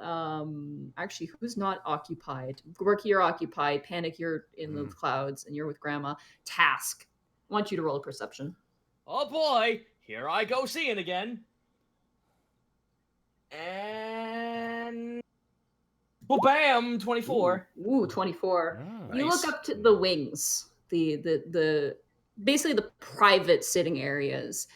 And you see Brooke Bronzefang. And you see sitting next to him a familiar face of Solly. They are really far away. but they are there. Task peers and then finally takes notice to that. He like looks forward, but then knocks Panic in the arm a little bit with his elbow. You seriously have to do a double take, because at first you're like, oh, whatever. And they're like, whoa, wait. Like, it's them. Yeah. Mm-hmm. Look up in the private section. Panic squints. He sees them, I'm assuming. Yeah, you do. You definitely see Brooke. You don't really see Solly. In fact, you're just like, is that actually Solly? You're not sure. And you see them both framed by two Avon guards, you assume. Well, seems like they're treating her okay. Yeah, we'll tell him that. And this is my 17th grandchild. My goodness, how big is this family? It just keeps going. Pardon And me. she like nudges you in the elbow, and she's just like, "Grandma had mad game," and she keeps going. Oh, Grandma! Oh, Grandma. Grandma! Gammy, please. You need to come to the Sweet Dragon and hang out sometime. I actually no. I will refer that to her. Okay, she's like, "Oh, you have your own tavern at such a young do. age. Oh, good Well, for you." And she pinches your little cheek feathers. Well, we are entrepreneurs. Oh, excellent. Oh, that's so wonderful. It's our great. This is not a joke. It is our great glorious dream to maybe one day serve some of the upper class. Oh, well, what has the upper class ever done for anyone? She Well, laughs. Amen. So rad! We are the 99%. Well, it would be Ahem. nice. You know It what? would be nice. I have lots of kids at Alavas. Grandma's retired, but I have many children who might be interested in such a place. Well, send them our way. We would love the business, and we would love to treat them well. Well, if your employees are half as charming as you are, then it'd be a great time. You're too nice. Ren and Stimpy like smash cuts to all our faces and like oil painting. It's like the handsome Squidward for everyone. Panic, you're doing something. Sorry, I'm Yeah. Speaking of charming, your friend is trying to talk to you. Oh, pardon me, ma'am. I need to take this. Of course. And Panic points up to the private section. Look, can I perception just to have the off chance of seeing them clearly? Yeah, sure. Ooh, that's a big 8. You actually have to like stand up in your seat to even see over. Oh, for God's sake! You stood up to do it. You kind of like, well, not full on stand up, but you do that thing where you grab the sides of your seat and you lean up. Yeah, yeah. It's hard to see because there's people still loading in. Right. And you do see Brooke Bronsvang, and you do see who you assume Sully is with him. And you do see them talking. And Brooke is talking to Sully, like leaning over, kind of pointing out different things. And Sully's just like, okay. Are there smiles? Brooke is smiling. Sully, given that you know what Sully's like, Mhm. this is not too far off to assume she's uncomfortable with this environment, but she does not look distressed. Like there's Okay. nothing about her, like she's not like grabbing the sides of her seat. You don't see her like leaning away from him. She's sitting in the seat. She is kind of looking at where he's pointing. It's not like, yay, I'm at the opera, but she's like, okay, I'm at the opera, cool. Okay. It's just as long as she does not look distraught. But I will be whenever we dissipate, either at the end of the opera or at the intermission, I would like to keep an eye out for her. Okay. You do see as you're looking, a man in a suit come by with a bottle of wine, and Brooke kind of points like to Sully and then the wine, and Sully's like, no. And he goes, okay, go away. We don't want wine. And he walks away. He looks a little sad. He's just like, oh, leaves. Hard to get wasted at the opera. And then he turns to the two guards and kind of points them out, and they both salute, and then they head out as well. And then he leans and he keeps talking to Sully. And as he does, the lights begin to dim. You watch as looks like younger kids, almost like some scrappy kids, are going through and they're basically snuffing out the candlelight in the theater, like racing each other. It's kind of cute, and it was good work. And they go and they begin to stuff it out. And as they do, everyone like, oh, shush. And you see one guy pull out his sending stone, and he turns it off and puts it in his pocket. I was wondering, are we gonna get a PSA for turning off your sending stones? And the lights begin to dim, and eventually you see a light, like a spotlight, cast on the front of the opera. And let me grab some music here. Yay! I had to find yeah. something. It's not perfect, but I found something free. And you see a man step out with a bald man wearing very, very lovely clothes. And he goes, "Ladies and gentlemen, I introduce to you tonight the finest play in all of Alavast, The Soldier and the Phantom, put on by the great Rufus Crumblebum." And you hear a couple snickers in the audience like, okay. Ha ha. "I ask that you all keep your sending stones silenced.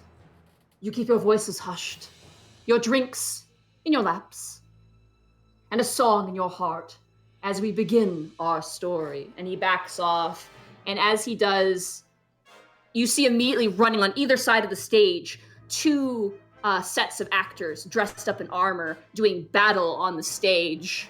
And you hear a man singing about the terrible battle of war. And you watch the 2 sides fight together. Eventually, one side falls, and you see one man, and the spotlight comes in on him, and he begins to sing in a low, somber voice. And as he does, the audience, like, they're almost leaning up in a chair, and Grandma is like, she's sitting on a box. Grandma, Aww. She's got a little bit of a booster seat. Oh, she has a booster seat. Okay. Yeah, she's a gnome, so she's very small. And like they end this big, large scene with all the warriors singing together, and it all ends and cuts to black, like boom, all to black. And Grandma like pokes you over and goes, "Oh, that was wonderful, dear, wasn't it?" Oh, that was stupendous. It's pretty interesting. Task, you've never been to anything like this before. Borky, neither have you. It's like, whoa, that was intense. I would get the feeling that this would be kind of like a kabuki vibe, as close You as would I can know. relate. Yeah, you've had theater experience. Panic, you have tons of theater experience. Task. Yes, Borky. I'm so cultured right now. I feel it washing over me. The closest thing we had to this back at Iron Oath was the elders telling stories, but not this grandiose. Oh my god, this is so awesome. I can't wait till they kill a man. The curtain begins to rise, and you begin to see now a village set. And as the story progresses, you hear the tale of a soldier who went to war, who battled for many years, and upon his return back to his home village, his wife had passed due to sickness that he was unaware of. And in his sadness, the village comes together and decides he must find a new love. And so begins the multitude of songs of finding a maiden, of finding his love, while he is clinging on to the memory of his wife. And the play progresses, somber notes, a little boring in some cases. But the plot is somewhat humorous in style, as the various women begin to fawn over this now widowed man. There is a human woman, assumedly the lead, who's quite smitten, and she sings a ballad about if only she could be the one. There is a beautiful orc woman, surprisingly, much more leaning towards human than orc, half-orc. And she sings about earning his attention through battle, for she is a grand battle master as well. This girl gets it. Yeah, there's a humorous tale of her slaying mighty beasts, to which she swings her weapons, and jokingly the other actors have to duck out of the way, and there's a few laughs in the crowd as this happens. Then you see a very young maiden of flaxen hair singing about his admiration, and then singing about her own heartbreak of losing a loved one. And then there's a cut, and the man sings in his own silence. And there's a beautiful echo back as a phantom appears in the back. Rolled knowledge to Arcana. All of us? Yeah. Ooh, that's a big 6. Interesting. I'm too distracted with Grandma. 10. Yeah. 15. 15. At first, like, Task, you're like, oh my god, they got a real ghost. Like, oh my god. You know what? I was just like, oh god, they have a necromancer on the stage. That's some pretty high production. Yeah, that's some high production stuff. Borky, at first you're like, whoa, that's and then you're like, no, that's a person, they're glowing. Oh, it's really good special effects. Yeah, Panic, you know this sort of trickery, and you even see, as you're like, you see that you kind of lean and you peer, and you do see a mage off stage, currently really, like, sweating in focus. keeping the actor aloft in the air and also making them look the way that they do. Oh, It's taking come their on, man. utmost attention. Come on, man. I can see you. You fucking amateur. Eventually, they come to the next woman, and you see as Starlight strides onto stage, sweeping with a broom, playing a young maiden, her hair pulled back into a beautiful braid. She's wearing just a simple costume. And she strides out and she begins to sing. Now I asked this question, do you want me to sing? Yes, I think we would all like to hear you sing, Nadine. Okay, it's up to the rest of everybody too. My wife is professionally trained to sing. If you must. That's great, Zito. If you no, I don't know. I'm okay. I'm okay. I'll just say the chat's kind of one-sided on this. Yeah. Are they? Okay. I know. I'm just sitting here. I'm just like, if you want to not, but I think the chat already has decided that for you. Decided. Yeah. Okay. Oh wait. Okay. Task. And It's her task. It's her shaking him really yeah, quick. you start to shake Task. His chair starts to rattle. The guy next to you goes, "Sir, would you please be quiet?" It's her grabbing Cher, shaking him. Oh. Borky. What? Remember, you have to be quiet or they will throw us out, and then all of this will be for naught. Okay. You begin to hear a beautiful interlude as the band begins to play. And in her story, as you've heard before, she's a youngest maiden. She's the youngest suitor, and she's never known love before, while the others have. And she strides on stage and she brings her hand behind her beautiful braid and she looks. Some say that love's a little boy, and some say it's a bird. Some say it makes the world go round, and some say that's absurd. But when I asked the man next door, who looked as if he knew, his wife was very cross indeed, and said it would not do. And there's a giggle in the audience as some people kind of joke, and you see a dwarf in front of you jab his wife, and his wife swats him. Nice. Does it look like a pair of pajamas or a ham in a romance hotel? Oh, tell me the truth about love. And you watch as she begins to stride across the stage. You swear, Borky, for a moment she catches your eye. Just for a simple second. Does its odor remind one of llamas?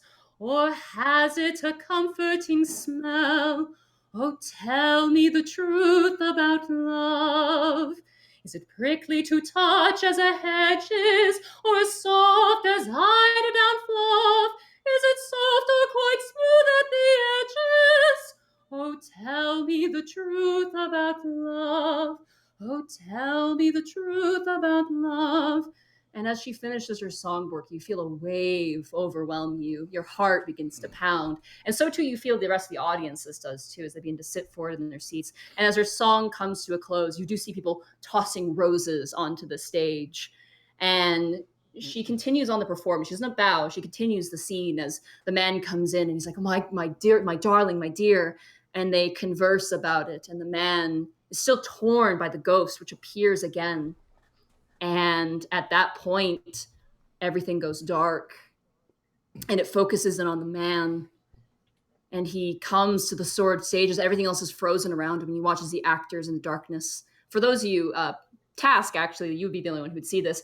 As it goes dark, for the rest of you, you don't see it, but you, because you're 120 feet dark vision, you do see it. You see the actors like frozen the moment they get the okay from off stage. They all skitter off stage. Like they all run off stage because they're cue to go. And the man begins to sing this great ballad. Like Starlight was pretty good. This guy is like the lead for a reason. And you even see Grandma sitting forward in her seat, just like, oh my gosh, like sparkled eyes, like wonderful.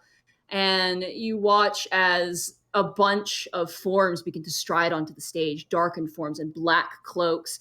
And he's singing about the agony of the war and how it tore his love from him and how he can never get over it. And as he does, these forms join in this chorus, this horrible, hostile chorus. And Grandma grabs you, goes, that one there. And she points to a little robed figure singing this high, shrill soprano shriek like a devil. That's my granddaughter. How old does she look? She looks like maybe, as far as a gnome goes, like an adult, but not like old. Okay. You probably put her maybe around like 30, 40 years old, like human equivalency, like middle-aged, but not like, looking pretty good for middle-aged. I'll give her a smile and like pat her hand as she like, I assume she reaches over to grab me to give me a little She's shake. like, she's got your hand, like excited grandma hand, like she's like shaking you, like, oh, that's my granddaughter, like super excited. Yeah. I'll go ahead and put my hand on top of her hand and give her a big old smile and just look with her. And as the chorus begins to sing, it's actually a very haunting song. Back and forth, the chorus rings and rings, and the man is screaming out, almost singing in turmoil, as all of a sudden the forms spin and twist, and on the stage comes a large, like it almost as if the song is a metaphor, this large dragon comes onto stage, a compilation of this man's fears and horrors. Roll an investigation check. Uh-oh.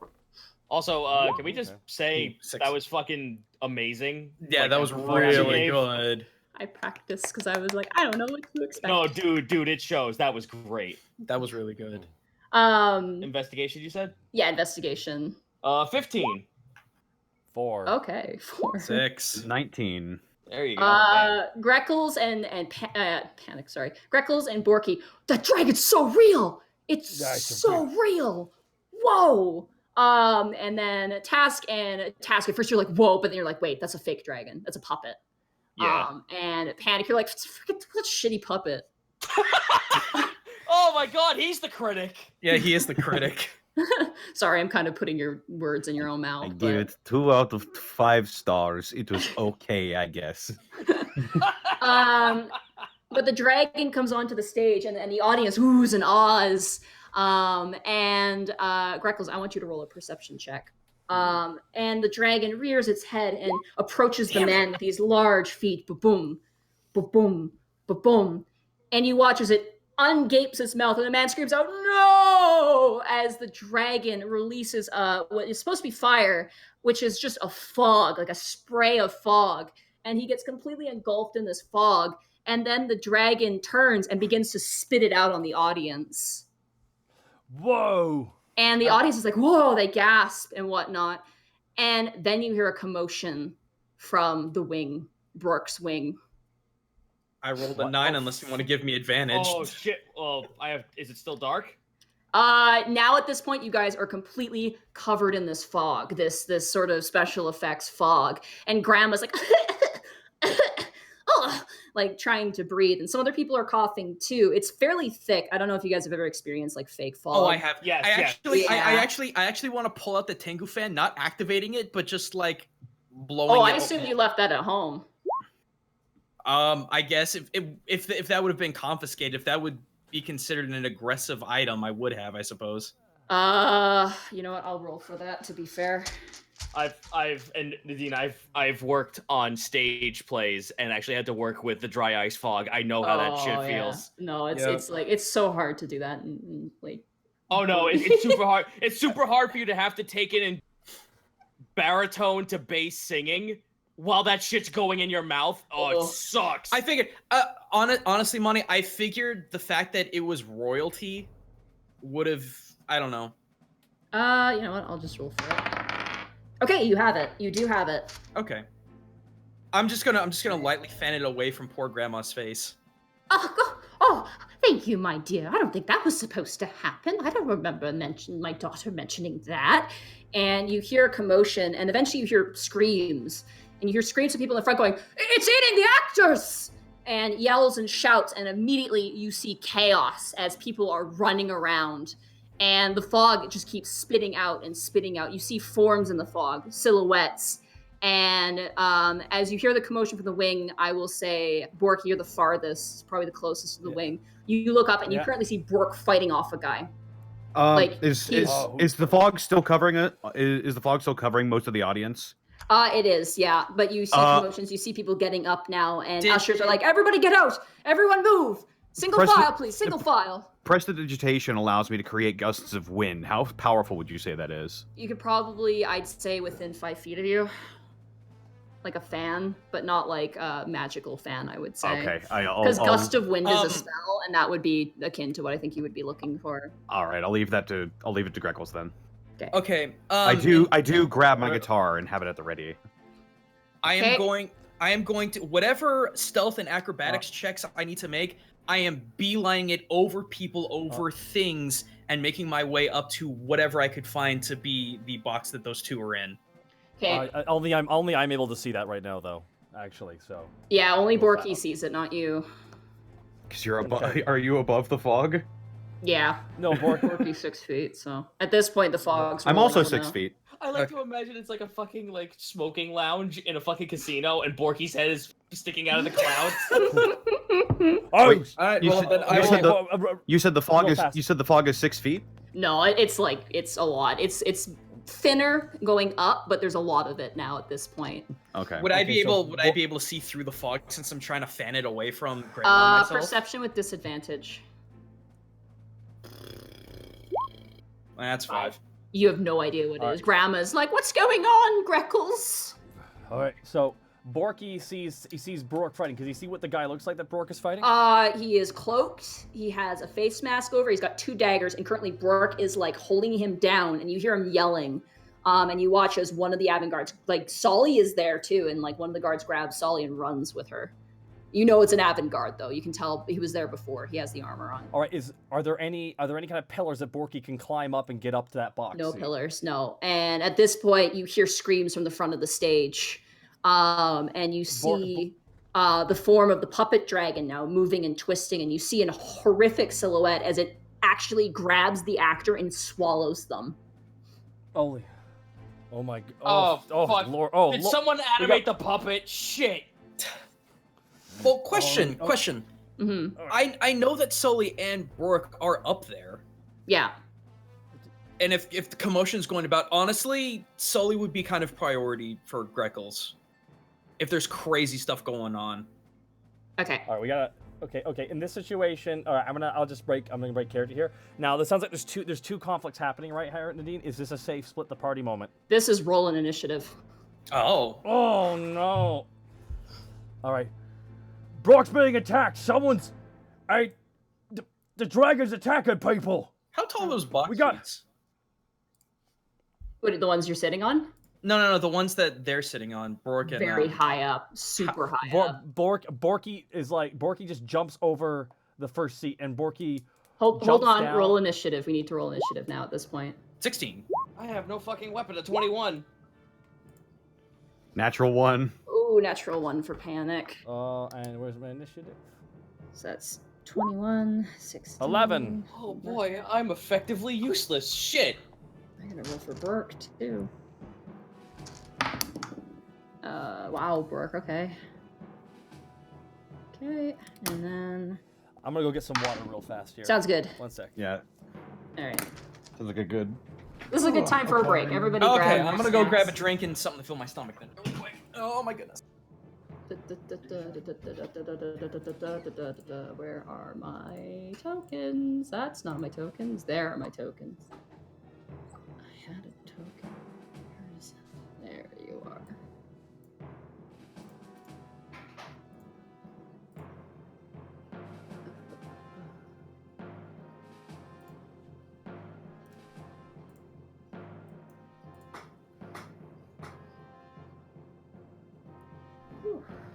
Ah, shoot.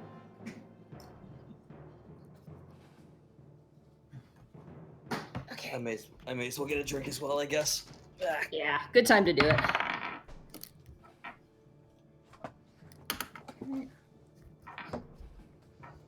So that is...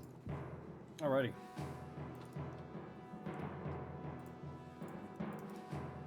Yeah, the chat's pretty much like they're gushing over your singing, Nadine. Now, you want to tell them while we're waiting for people to get back? I'm currently setting up the turn order, so I really can't. I'm sorry. Oh, I can tell people about. Can I tell people a little bit about your background then? A little bit if you want. My sister's trained. My sister actually went to years and years of singing lessons. 15 years. Where is... My sister has performed provincially. Did you do nationals ever? No, I never did nationals. Okay. But no, like, all that training paid off for this, Nadine. My one little shebang there. Okay. Turn order is ready to go. Task has claws. That's true. Unarmed Wait, attack. is Grandma also fighting with us? No, that's Brooke. He doesn't have Okay. a token. I want her with a bag. It's a bag. And the bag. All right, I gotta Myth- grab my weapons chart because Myth Shadow 2000. Hello all. I've been watching since the first episode went live on Twitch, and I want to thank you all for making me laugh and help me deal with my depression. I recently started a program called Up with People, and we needed a prop for our picture that will run before our show, and I used the Sweet Dragon sweatshirt, so you will be getting free advertising in the US, Mexico, and Europe. Wow! that's cool. Myth Wait, Shadow, did he say thank Up you. with People? Yeah, he started a program Dude, called Up with People. What? That, that was a thing that happened in Canada. Do you remember Up with People? Yeah. Up with People came to our house. Came to our. We had the guy from Ethiopia. stay Yeah, with we us. did. He was cool. I liked him a lot. Mr. The Three 1000 bits. A mysterious masked man appears from the shadows, offers Monty a rose and some bits, attempts dramatic exit, but trips over Kate, falling to his death. Well, it was nice to meet you, Mr. the Shrew. Tuxedo mask. So there were a lot of other bits being thrown here, but they were coming pretty fast here, and we couldn't have a chance here. Pourquoi, thank you so much for the 1000 bits, finally, for Monty's great performance. 100 bits for Mr. the Shrew before that, and I'm all out of, damn, I'm all out. Mr. Myth Shadow 14, also, holy shit, Monty, that was amazing singing, 600 bits.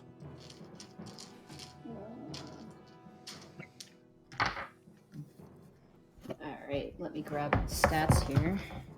Oh, also really quick, Taka, did you in character just yell what was going on upstairs? Yeah. Okay. Yeah, well, I yelled that the Brooks being attacked, and that the people on stage are being attacked. Though I don't want to metagame you at all, but it's just like so I guess Sully was taken by the guard, so she should be okay.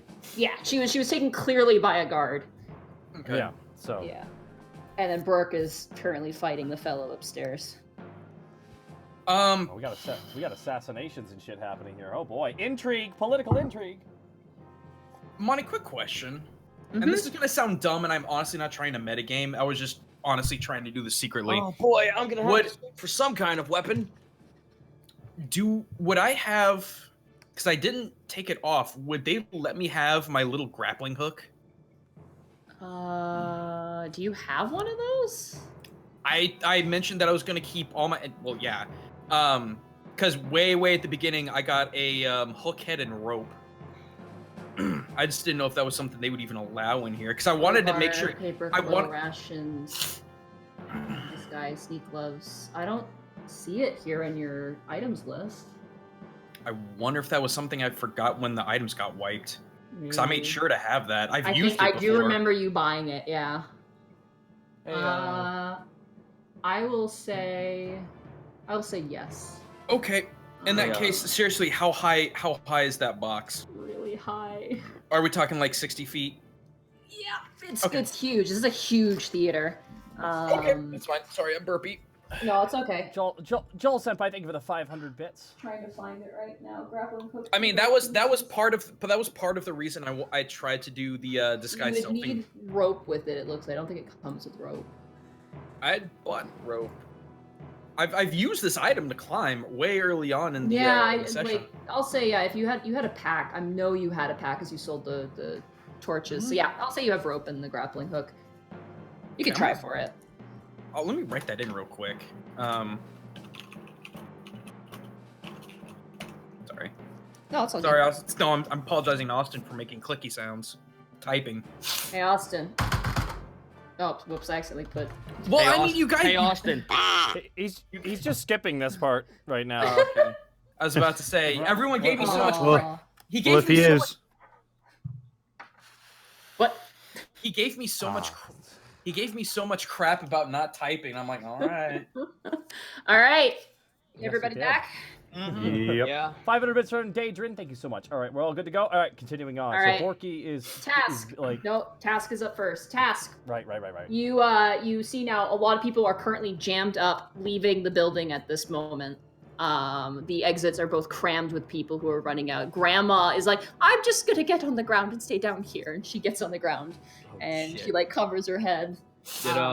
Did Horse Boy and his girlfriend leave yet? They both, yeah, they ran. Shit, because I was about to say if he was running out, it would have been like, here's this flare gemstone, set it off when you get outside.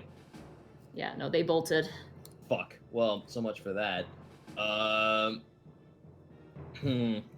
I effectively am useless without any fucking weaponry, so I don't know what the fuck to do. What is on the stage right now? Like the dragon just ate someone?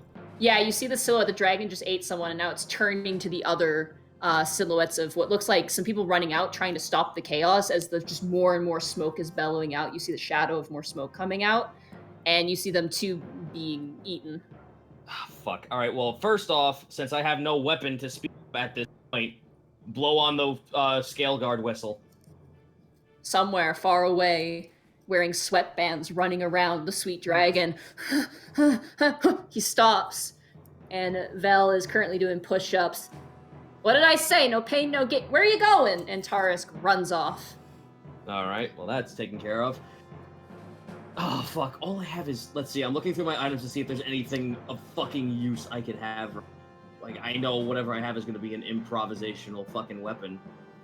Okay, well, this... in my inventory, I still have those 2 crossbows from the Hungry Boys.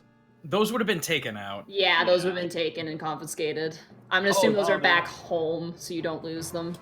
Okay. So the only thing I could possibly think of that would do something, or at least probably get this fucking attention and away from the crowd, I have the large jar of mud mineral.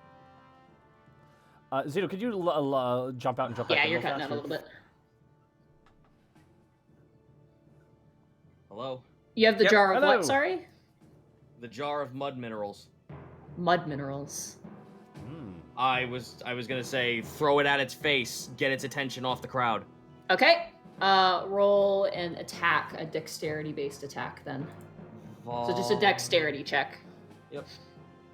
Natural 20! Okay. Wow, okay. Nice. You throw the jar and you, like, narrow your little beady eyes. I'm not giving you guys disadvantage in the fog, unless it's for perception checks. And you throw the jar, and you hear a smashing noise, and you hear the breaking of metal, and you watch as the top part of the dragon's mouth clamps close and stops the smoke. Oh, nice. And you hear a horrible crashing noise, and someone goes, "The puppet!" And you hear another voice go, "Doesn't matter, man!" Rourke. I will, as a free action, I will scream at the dragon. I will scream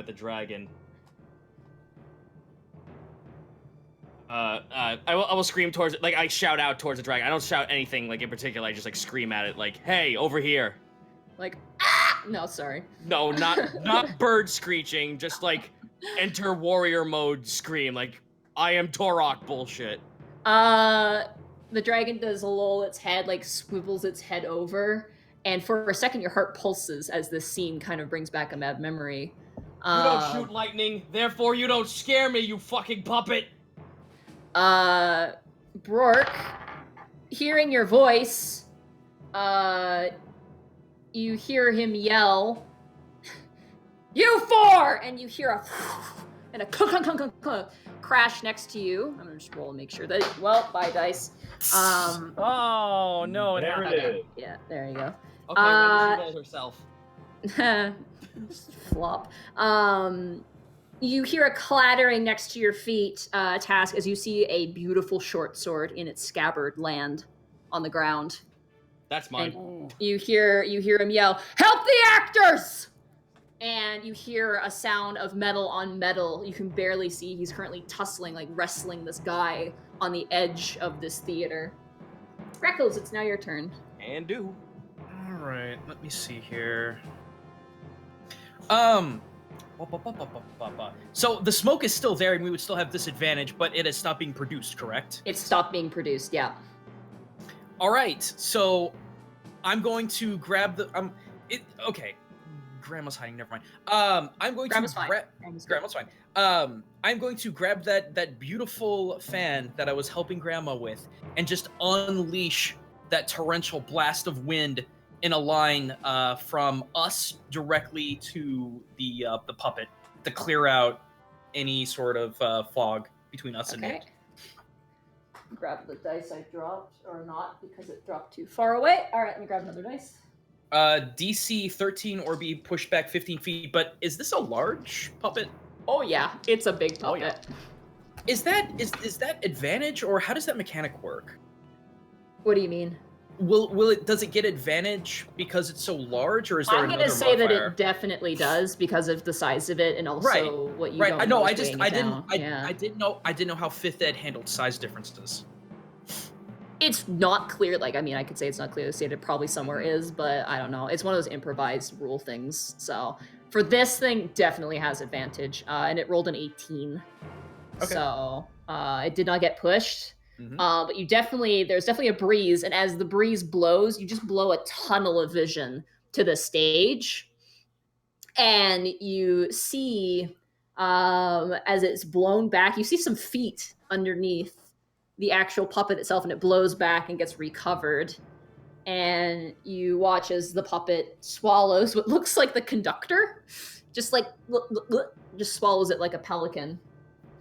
Borky, it is now your turn. I will state this. Oh, sorry, no, it was still Grekel's turn.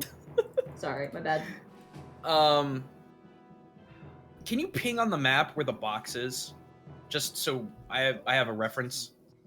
It's to our left, right? It's to our left. The problem, the reason why I don't have a map for the scene is I tried to make one and it kept crashing. Oh, that's fine. I just I didn't know how far away they were in terms of very feet. far. It's that direction and quite far away. Like, and this is not the size of the theater at all. Like, they're very far away. Okay. In that case, I'm gonna take a bonus action to go ahead and stealth. Okay. Let me first that out. Oh, nat 20. Nat 20. You get down and like a seal, you grab your arms forward and you slide underneath the chairs. Like you just like snake. Push yourself. Like you're like sledding, except for you're just pushing yourself underneath the seat. Mm-hmm. And you push. Jumped. You push and you see a flask. You're like, oh hey, do you want to take the flask? Oh, is there a flask? I'll take it. Yeah. You grab the flask. It was like someone was drinking in the theater, and you just pocket that and you keep going. What's it made of? Metal. Okay. Some sort of steel or iron. Borky, I'm gonna say this now. The chairs are not attached to anything in the upper sections. Oh, X. Borky turns and rips a chair out. Right? You grab a chair. You don't have to rip it out because it's not attached to anything. Borky, is it a folding chair, Nadine? No, it's like an actual wood chair, sorry. That technology doesn't exist yet. No, not yet. It's time to get okay. It's time to get Borky. Borky runs at the creature. Okay. I'm gonna switch us right over to our actual map for this. I hope you guys are ready. Uh-oh. Oh, yeah. Beautiful. Yes. There you go. Oh, come on. Yes. And I'm gonna grab a little bit better music here for this one. Wait, what happened to the turn order? It should still be there. It's No, not it's displaying. Oh, it disappeared? It disappeared? Okay, let me Yeah. grab your guys' turn order here real quick. Thank you for your Here's a patience. real high-class bout. Here goes. I It was task, and then it was... Quick, Greckles, use tattle. yeah, I was about to say I pictured more like and then Borky, and I'm just gonna say you guys are in combat range of this thing for the sake of funny. And then panic. All right, I gotta redo the turn order because apparently it didn't like me switching maps. No worries. mid-battle. No worries. We can be patient here. How you guys having fun? Is a short sword considered finesse? Should, because I used them prior to that, and I wouldn't have used a non-finesse weapon. I'll check. I'll double check. I'll Google foo it. I have it open here. I should be able to find it. Longsword, morning shorts. finesse light. Yeah.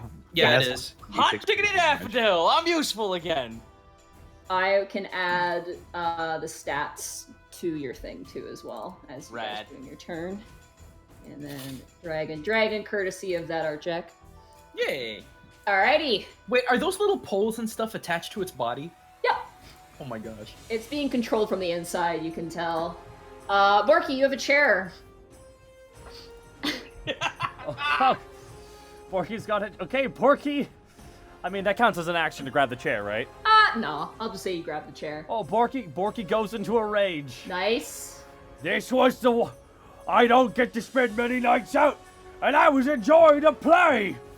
It's time to get okay. It's time to get Borky runs right at the thing and aims right for its lower jaw as its mouth is open. All right. Borky runs right into it. What do I roll for this? I want you to roll just a strength check, and you get proficiency with improvised weapons because you're a tavern brawler as well. All right, here we go. Please no that one. 19 plus. Let me grab your. That's plus 2. Or sorry, yeah, no, plus 2. So let me grab the AC. Yep, that hits, and then I need you to roll a 1d4 plus your strength. So just roll a 1d4. That's a 4 plus 5. 9. That's 9. Not bad. 9. You run up and you just take the chair and you smash the bottom jaw of this thing, and you hear a ka-punk inside as it just falls to the ground, and you see like the stick like shifting up and down, like, oh, we lost the jaw. Oh, do I also get a rage bonus from that too? Yeah, plus 2 actually. So 11. Okay, so Not bad, not bad. Your chair, though, however, I gotta roll for the chair. It's probably shattered. The chair, you still have a bit of it left. You can use it again. You have a leg. yeah. As the dragon rears back, and you can see like a person walk out of it, actually, out of the dragon, brandishing a sword. Fix the puppet and get the horn players or whatever, and they shrink, bring out a blade. Oh. He's on top of Borky, by the way. He's on Oh top. no, I've been moved back. Yeah, I moved him back. Okay. Yeah, move him back. Assume that you are within combat range. That's how I'm dealing with this. We're literally fucking doing Paper Mario. Okay. Yeah, you are. Yeah. This was honestly a solution I had to do because of the crashing issue. I don't know, Roll20 couldn't handle the size, so I had to improvise something. Oh, it's okay. We're in the theater of the mind right now, Nadine. Literally. Grab my stats real quick. But trust me, people are loving the game, Nadine. I've been reading I gotta monitor the chat, and they're having a blast. This one's so many books for me. This one's nuts. Ooh, I folded a page. No, quick question. Now that this guy's come out, would we know what he looks like? Does Borky knows what he looks like, or does anyone can we tell what he looks? It's a human. It's the fog's been cleared by Greckles. It's a human, very grizzled brow and like really thick, scraggly hair, loose clothing, and he rips out a rapier and a dagger in either arm. Would you say he's space pirate-ish? He's pirate-ish, yeah. I was about to say, since I was able to recognize them, could I roll to see and confirm if they're Bladefoot or not? Roll history. Oh god, that's a 4. Jesus, I've been rolling low. Yeah, Hey, Gaijin, high five. We called it. Yeah. I did hear you two were talking about this. You're a little too preoccupied with the idea of, Solly being okay. I'm also looking for any small stabby-ish weapon, whether it be like a broken chair leg, someone drops some glass, something like that. Go grab a. You see their dagger, and you're like, you lick your lips a little bit, like, I want that. His bird lips, the beak. Across my bird teeth. All right, Borky. Oh, you're a goose. Ugh. Oh, Tiger 2 with the rapier. Okay. Borky, do you guys hear the music? It just stopped on my end. Yeah, I can still hear it. Okay, good. The quote-unquote pirate swings at you, Borky, with their rapier. That is a miss. You're surprised at first. They come out swiping. You duck to the side. They swing again with their rapier. That is a natural 20. Oh, shoot. Let's see. Dude, you're raging. You're fine. Yeah, you should be okay. Oh, I know, but it's still, no worries. I know we're making the Paper Mario fucking comparisons, but this is Final Fantasy 9 as shit. Yeah. Dude, you mean Final Fantasy VI, man? Come on. 9 and 6. Come on. It's a whole bunch of things. Oh, Mario! No. This is 9 because of the very first fight. Yeah. You take 11 points of piercing damage, cut in half to 5 points. Yeah, dude, you're fine. So you take 5 Oh, points I'm of fine. damage, and then they swing with their dagger, Oh. and does that's a not- 12 hit you? No, they have 3 attacks? They have 3 attacks, yep. Wow. They're agile AF. Yeah, it's so fast. You're like, whoa, ow, my stomach, ooh. Like, you are, like, No. ducking Matrix style Um, really fast. I also hate to be that guy, but how many of us are actually armored?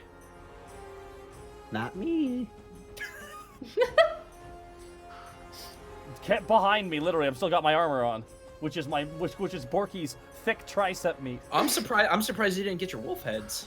All right. I'm wearing my wolf head outfit. Okay, I'm gonna roll some checks for the... Okay. Okay. Oh, these guys are great. Oh, I love these guys. Really quick, just real quick. That how long does that wind persist? Or is it or is it You cast the Gust of Wind spell. It makes a line, so at this point it's not in there. right, but would it still be pushing on the dragon because of the angle? No. Okay. I'm gonna say no. You actually watch as a bunch of hands like slip out, grab the bottom jaw that Borky broke, throws it up, another set of hands in the mouth, grabs it as it's thrown up, and you hear some noise, and you see another pair of hands with like a wrench begin to screw the jaw back in. Oh my Oh god. no, they practiced. I just imagine a bunch of like fucking NASCAR guys with drills just going out from underneath it. like that. They passed really good checks there. Panic, it is now your turn. Okay, so Panic is going to first reach up, grab his shirt, and like Kazuma Kiryu, rip off his shirt and his jacket at the same time. Oh Yeah! my god. Oh. Just go slow-mo for a sec there, and like the shot cutting to him is just like with the actual coat falling in front of the camera. Yeah. You hear Grandma go, oh my. And Oh! I activate Ow. Barbed Hide with my bonus action, Okay.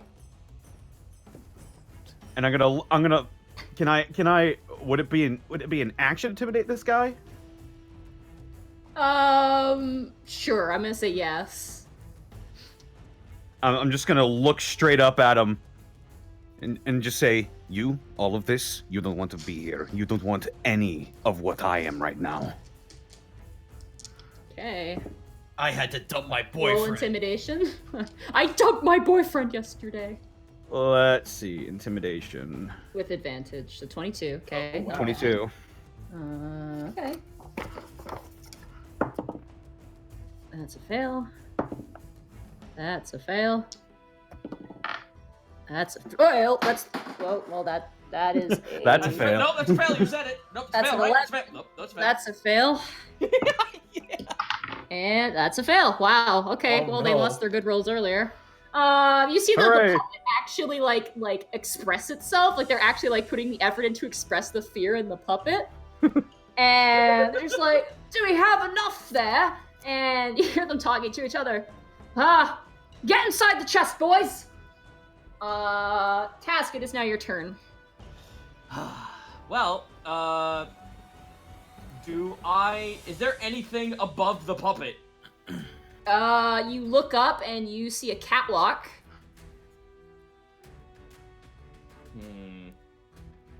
Like, there's no, like... You see a catwalk and you see this weird...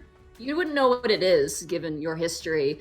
It's like a large kind of plinth pedestal, and there's like a crystal pointing down onto the stage. Well, unfortunately, I'm not range boy right now, so I can't exactly get that. I will say, as a free action, though, hey guys, watch the ceiling. And we're not gonna let I'm not gonna let up on the main threat, which is the dragon right now. I'm not letting up on my target. Let's fucking go with a sword. Okay. 14, that hits. 10 piercing damage. Nice. You go and you stab it. You hear a small Like, and you cut right through the dragon. That was 10 piercing. Not bad, not bad. And as you bring the blade out, you see blood, and you hear a guy go, "Blimey, he stabbed Sam!" Like, you're just like, and you see Sam's like a jerk! you hear like you see like the body like puffing and moving around inside as there's like a commotion inside the actual dragon. Greckles, it is now your turn. Don't forget you have magic. Oh no, I know. I was gonna say as a bonus action, I wanted to put a hunter's mark on him. Absolutely. Yeah. Monty, what was the biggest animal we saw on our way up here? That rooster terrifies you in your dreams. No, I mean like Bond was another one. No. I'm talking about like that would possibly be around this building in the district. The giraffe. Man, that's about it. The giraffe, yeah. I mean, like the Druidic district was just like kind of. No. I'm talking about specifically like in this. When I say in the area, I mean like around the opera house. There's no animals. Okay. It's not like a dog, which is pretty commonplace, like a couple cats. That's fine. Give me a second. 60 feet. Our owlbear. 10 minutes. Our owlbear. That's true. God, because I want to position myself to where I'm close enough. I could possibly steal up a weapon, but I also want to spell cast. Can we just? How close? Could I get within about like maybe 20 feet? Yeah, absolutely. Okay, this is weird because I can't move around. Nope. So let me do that, and then very, very, very softly. Yo, that's Kai Genjutsu.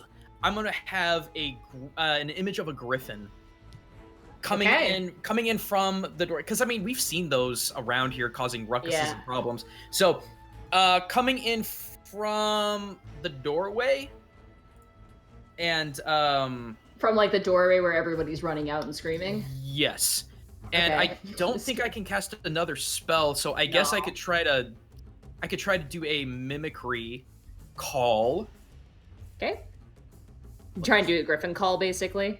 Yep. All right. I want you to do. What's your spell save DC first of all? Spell save says 12. 12.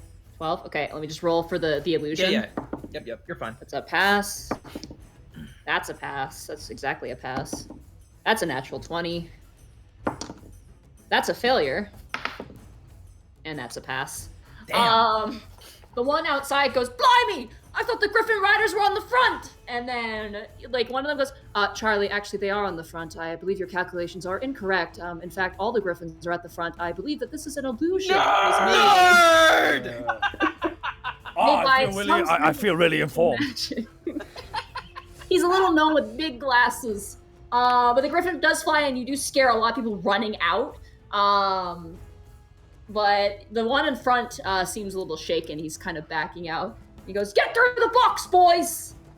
Borky, it is now your turn. You still have your chair in your arms. What did they just say? Get in the box, boys. Get in the box. All right, so when we're looking at this dragon, you said there's something about a chest mentioned earlier. There's like a chest part of the dragon? Well, the dragon is like, it's like a big puppet, yeah. It does have a chest, but it's just like fabric. Oh. Okay, now, quick question. And now, where is the tuba? Is there a tuba? There's a tuba! There's currently a port, like the band is still playing. I guess we'll just keep playing, I guess. And there's a very large orc gentleman with a beautiful full-on tuxedo outfit playing the tuba. Bo, bo, bo. Do you grab the tuba? Borky, I switch it out with the chair in the middle of him playing it. Okay. The chair in his hand. He shoves the chair leg in his mouth like. Borky takes the tuba. Borky runs up to the pirate who's out there, and Borky shoves it down on top of him. Roll a strength attack with you have your He has his rage on him. He has his rage, and he also that defects damage. But he also has shoot, what's the word? Wow, how did I forget the word for that? Unarmed brawler. It's a D&D thing. Tavern proficiency. Proficiency. Wow. That 12. Is a 12 plus 2 because you're proficient. That does not hit. Oh no, Sorry. God of all times. You swing wide and trip, and as you swing it, you're move as you miss. And the pirate's like, what the fuck? Like, what is that? I just imagine that it just makes that sound as it moves through the air now. Just Yeah. Does this guy still have all of his weapons in his hands after being shook? Yeah, he does. He hasn't dropped anything. He's just like defensive at this point. I still have my bonus action real fast, unless the tuba grabbing was the bonus action. I'd say that would be your bonus action. All right, rage is just damage. Everybody in the chat. Yeah, rage is just damage. All right, bye. I tried to do something fun and it failed. Oh, I'm sorry, that happens. It does. Let me just see here. See who jumps in. Okay, you're out. Wait. Do I get a? 1 second. Let me just. You're out. And you're out. And then you're gonna stay. You watch as the motion in the dragon, eventually the puppet just falls over. And the one pirate who is currently like staring up at your griffin illusion that's snapping its beak goes, Lads!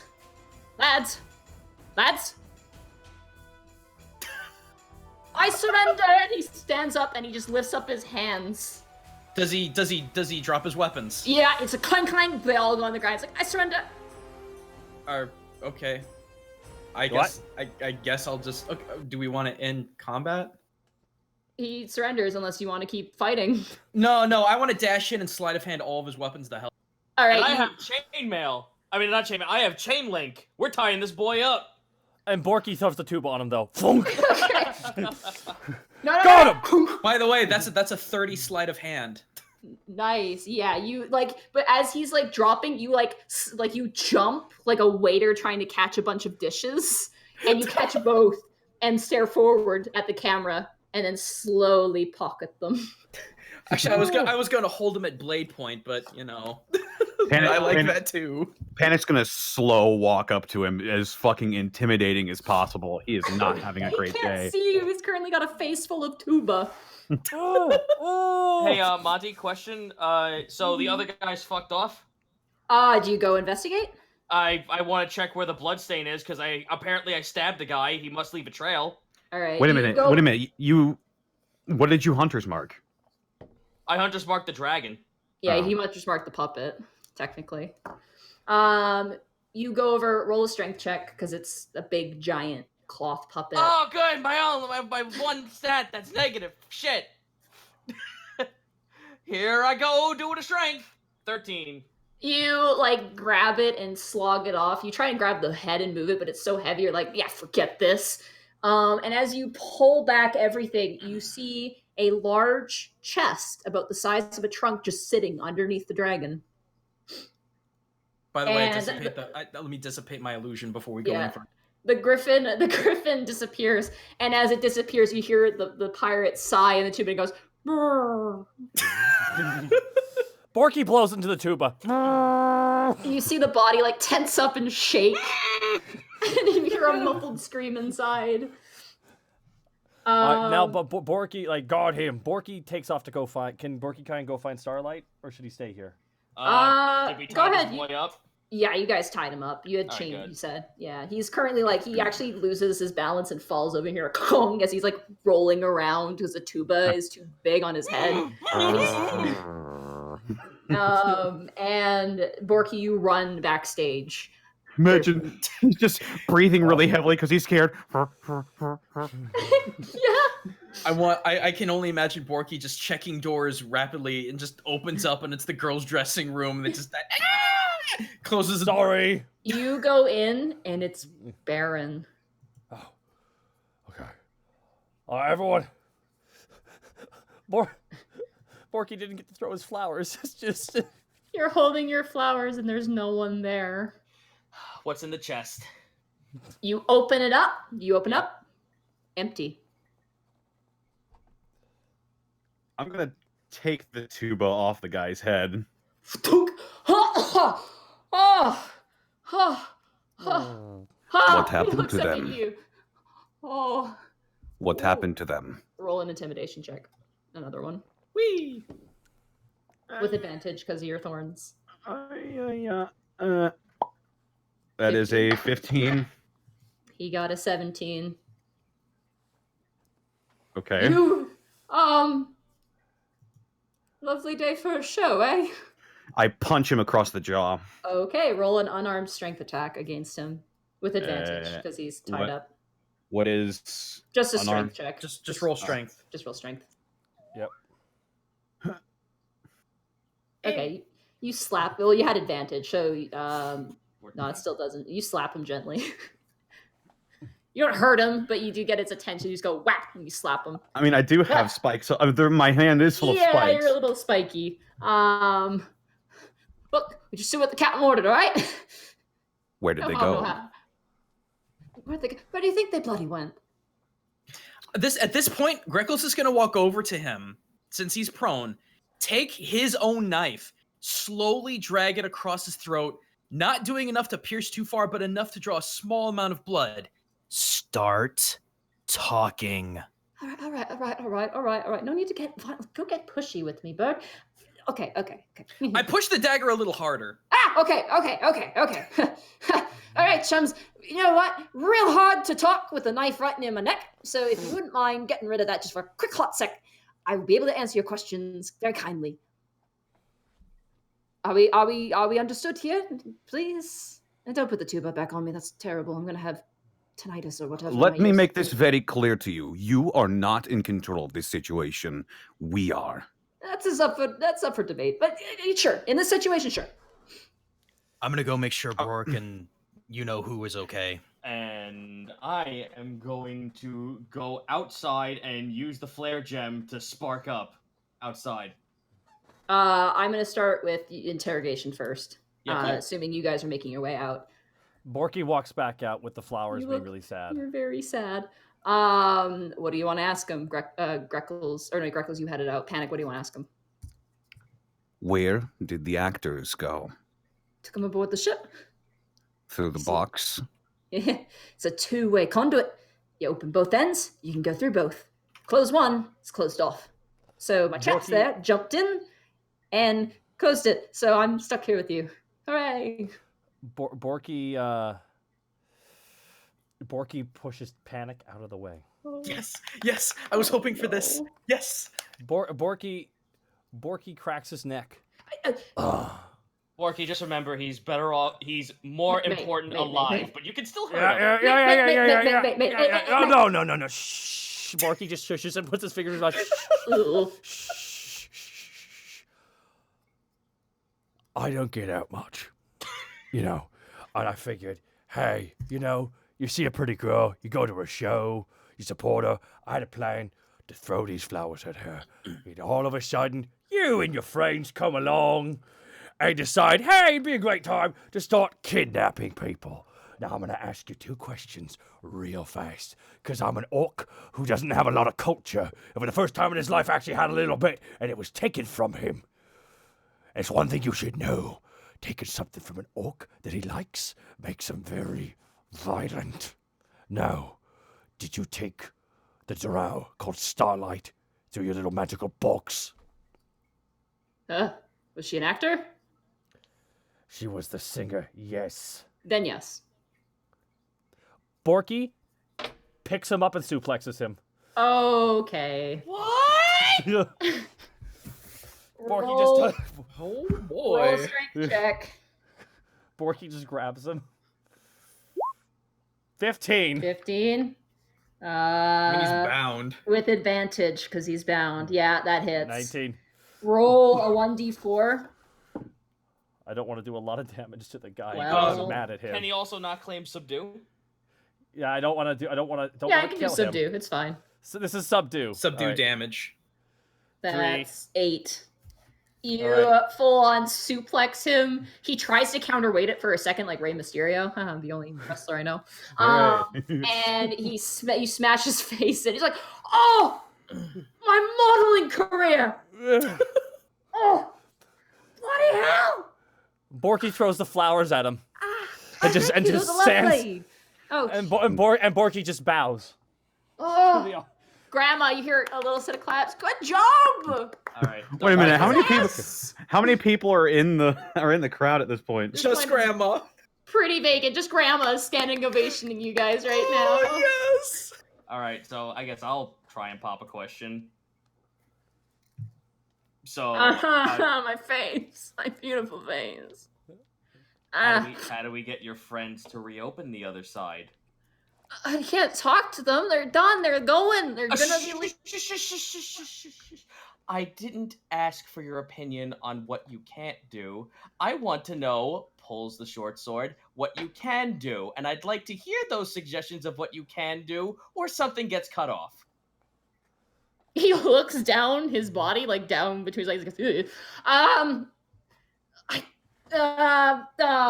Suggestions! Okay, just give me a hot second. They're taking off. They're getting the engines running. Gotta get that gnome to work.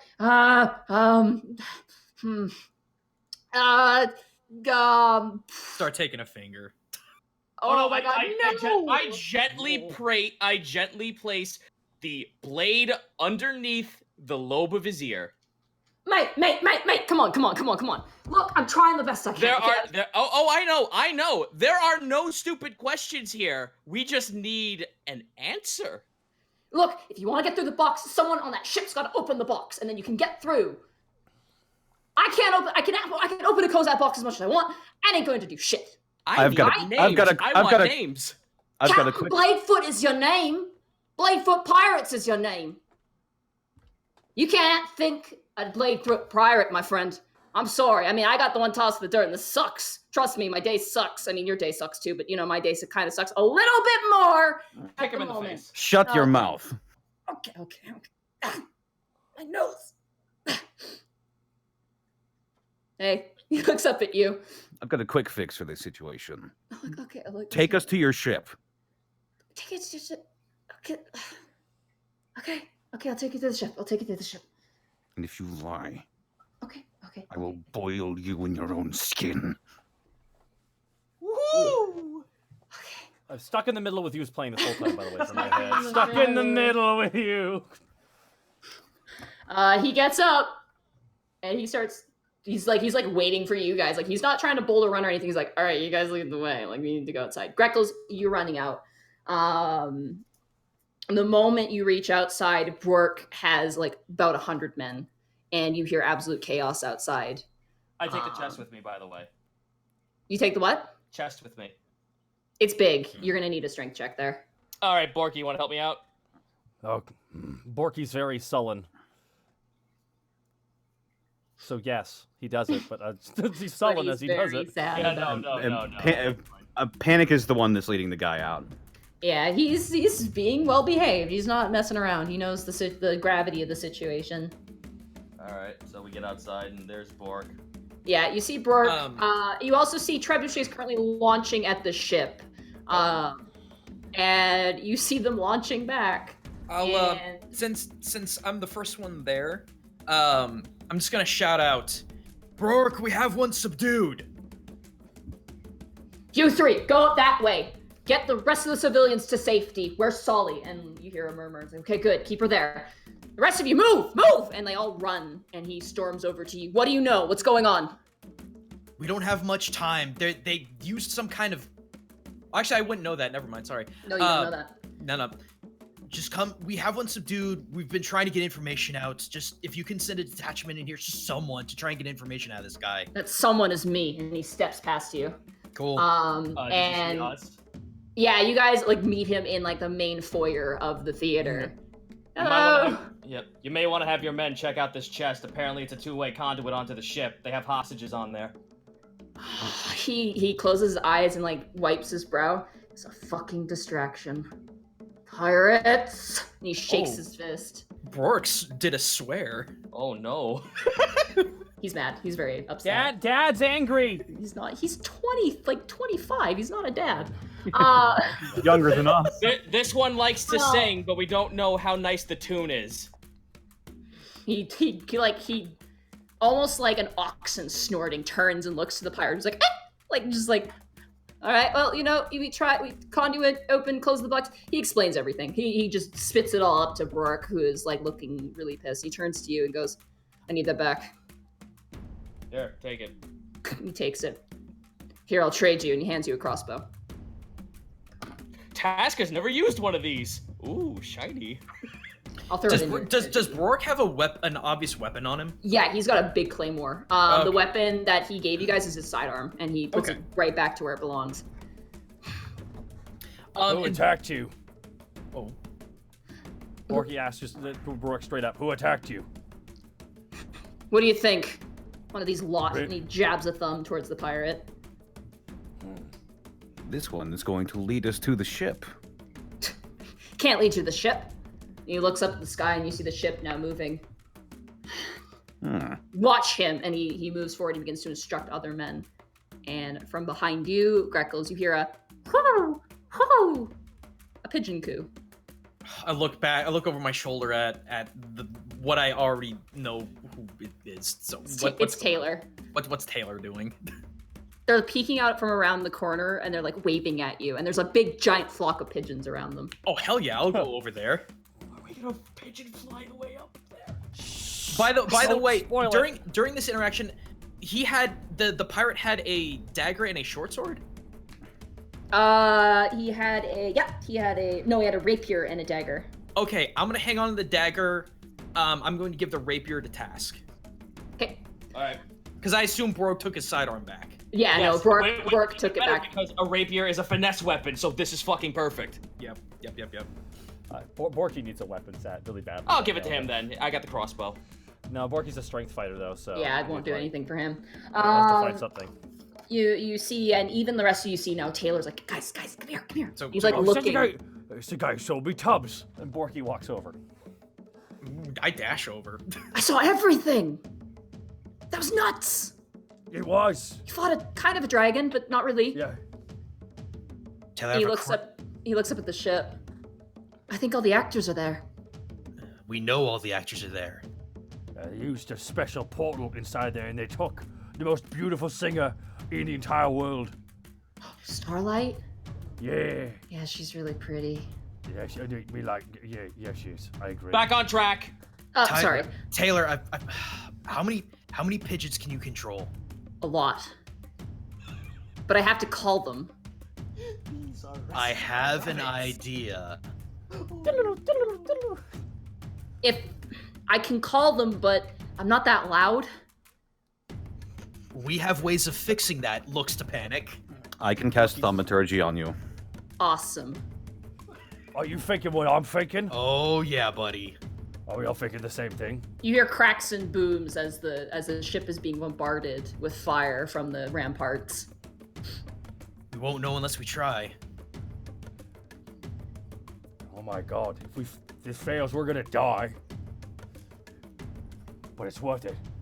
I'm willing to do anything for Starlight. Then let's give it a go. Okay. Taylor, you need to call as many pigeons as you can. He takes a deep breath. Or they take a deep breath. I cast Thaumaturgy. Okay. And he... Oh, yeah. Ow! Oh, My knee. Oh no! Oh, that was a good one. That was a Should we good go one. outside? Should we go outside to do this? You guys are outside, yeah, at this point. Okay. And Taylor just walks into the middle of the square, and you see Brooke notice him, and like he goes to say something, but I want someone to insight Brooke. Oh, Very I well. will lovely do that. 15. Okay. I love these drums. Felt appropriate. Anybody else inciting Brooke? Oh, I guess I can. Yeah, everyone can at this point. 18. 9. Hold on. Let me do insight real fast. And Nat 1. Brooke, he's an orc, I guess. Okay. Task, as you see Brooke turn and see Taylor, you see fear. And not like a terror fear, but like a uncomfortable fear. And you watch as Taylor walks in the middle of the square and just starts starts screaming. He just starts screaming. Are you okay? I hope Yeah. I hope you didn't alert your folks. Did you just like twist your own arm or something to do that? Like, oh my god. No. And he just screams like that for a long time, and then suddenly, the world is undercovered with shadow, as you watch like a Oh my cloud God. coming out of the dawn, cooing in a horrific chorus. And you watch as this giant flock, it's huge. It's massive. It's probably 4 times the size of the theater. Our pigeons will blot out the sun. And Then let's hug in the shade. And he hugs Panic in fear. And he watches through his screaming. He brings up both of his arms as if the conductor of his own chorus, and the pigeons nosedive towards you like a wave, like an ocean wave coming in. You see big pigeons, small pigeons. There's one pigeon about the size of a dog for some reason. There's one that's just huge and round, and it's about the size of a human being. Task looks like he's about to have a fucking stroke. You see a large pigeon that looks like a snake with wings, and its body is elongated. Wait. What? Why? Long pigeon is best pigeon. You also see pigeons breathing fire, and a seagull. I can't help but feel like that last, not the last one, but the second to last one was a little bit fucking like, you know, hyperbole. Wait. And back at the Sweet Dragon, poor Tubbs is trying to roll out of his box in great desperation. Tubbs people call for me. Tubbs just hears it and suddenly he's ripped. He goes Mara, he transforms. And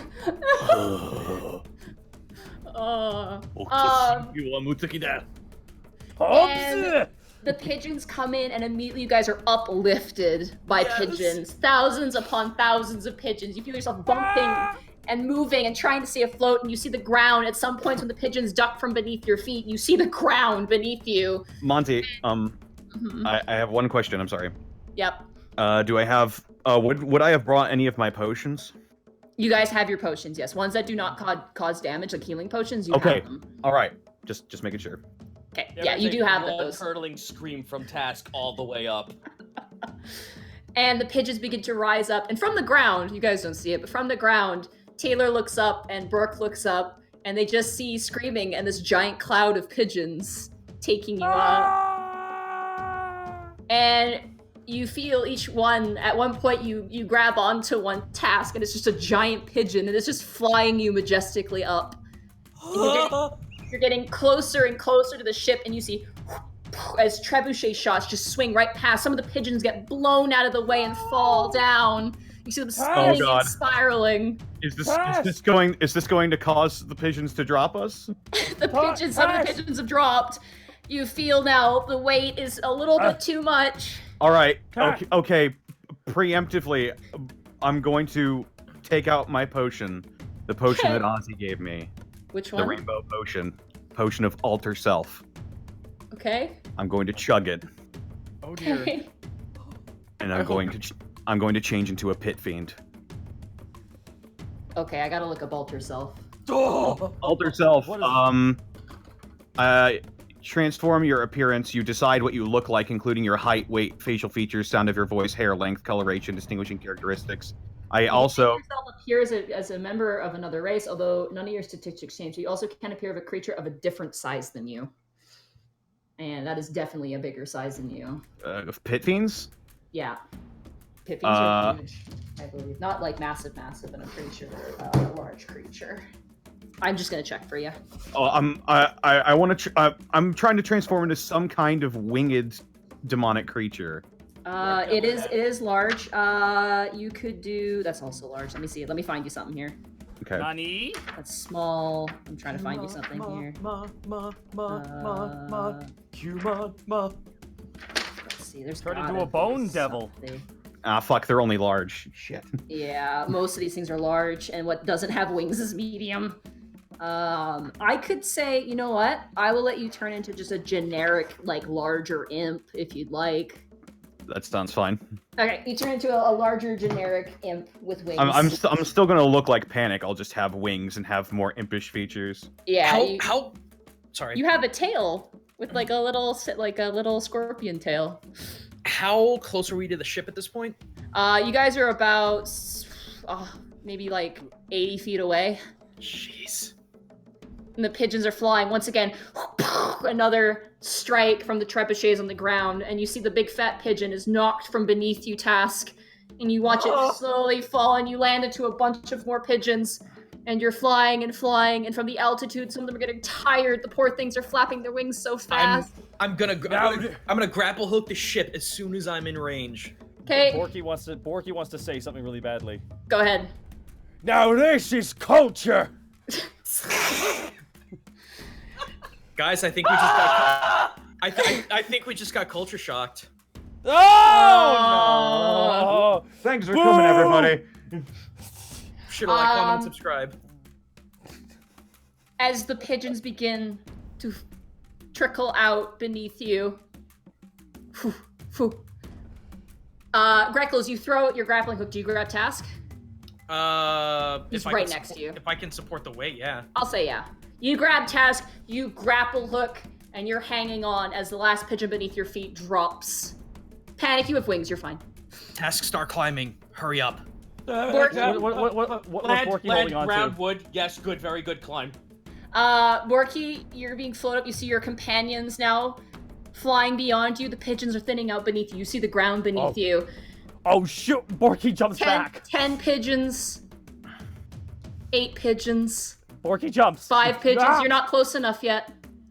Can I? 2 can pigeons. No. Can I like? Wait. Wait for it. 1 pigeon. Tubbs. Flying with all his might, with his little fat wings. He looks up at you, and you know in his heart he says, "Go get her, tiger." You can reach. Jump. Athletics check. Oh, please! Of all times not to miss! As you jump, the trebuchet runs into Tubbs in slow-mo. Tubbs. You said athletics? Athletics, yeah. 18. You reach up, you grab the wood, you begin to fall, but you grab in to the side. Oh. And you watch Tubbs. I love you, Tubbs!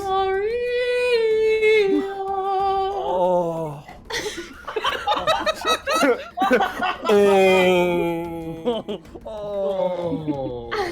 Tubbs, no!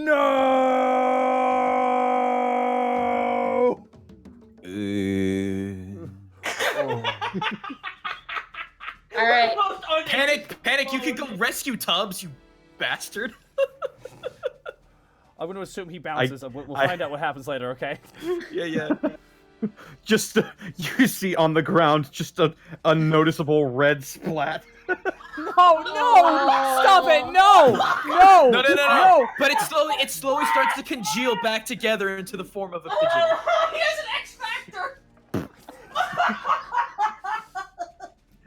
A very audible. All right. Alrighty, Monty. What happens now? A fucking water balloon hits cement from the second story. You guys are currently in a. I'm sorry. Oh my god. Mushroom cloud. And where Alabast once stood is a crater.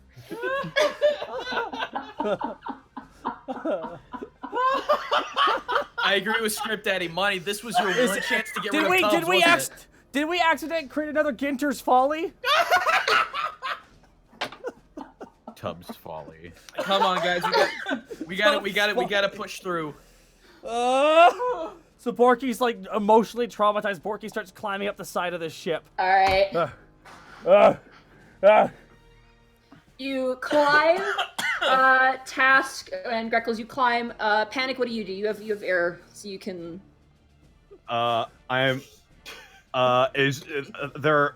Oh, okay. There's a deck. The ship has a deck.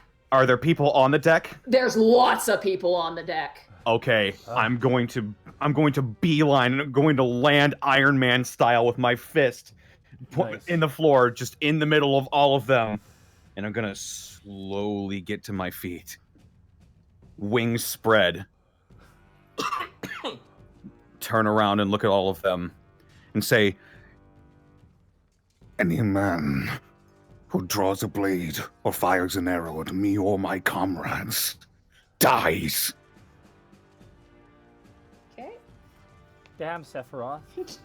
Damn, Sephiroth. Meanwhile, my You comrades... sound so fucking cool. That was super rad. My comrades and Task is like lurching up on the deck. Birds! Why is the birds? Birds! Forky! Tubbs! He saved me! That beautiful fucking bird! Flops over the side. Panic. Mm-hmm. Oh god, does a 27 hit you? Yes, it does. I was wondering why you did that. Try to intimidate them. But all those people. Yeah, I'm try to immediately intimidate them. Monty, as soon as I get the chance, I'm jumping in stealth, like immediately. Hold on, I have to do That's this fine. first. That's Nine, fine. you take 9 points of piercing damage as you are shot right in the chest. Ow, okay. 1, 2, 3, 4, 5, 6, 7, 8, 9. Okay, who did it? They're gonna take another shot.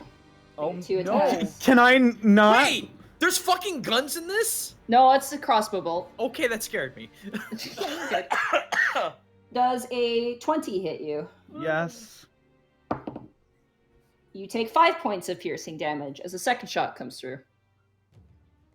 And you see striding out as men part a grizzled pirate man with a long braided black beard. And you hear a clink, clink, as you see where his knee ends, a large curved blade begins. Oh my god. Clink! Ye be looking upon Captain Bladefoot, and no devil nor giant can stop the likes of me. Aim for 'em, boys! And you hear as all these crossbows raise. Borky quickly runs up. No, you're still climbing. Oh, I am? And as Oh, you God. climb up to the edge, you're all met with crossbows.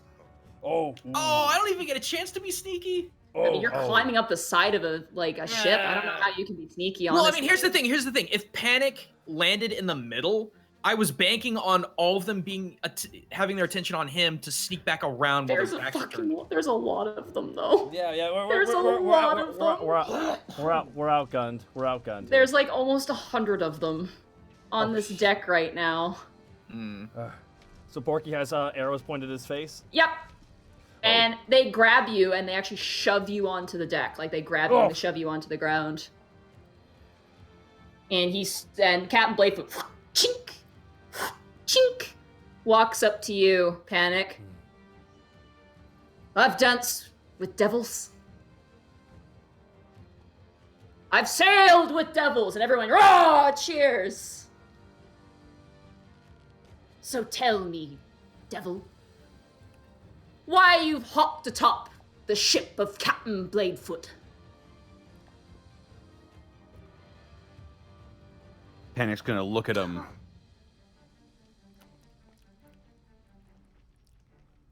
Because you invaded my city.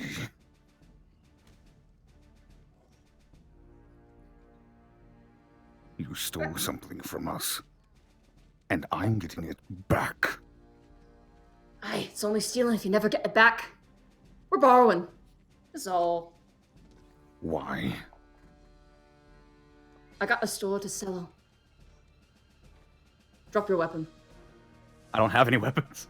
He's looking at your guitar. He's not dumb.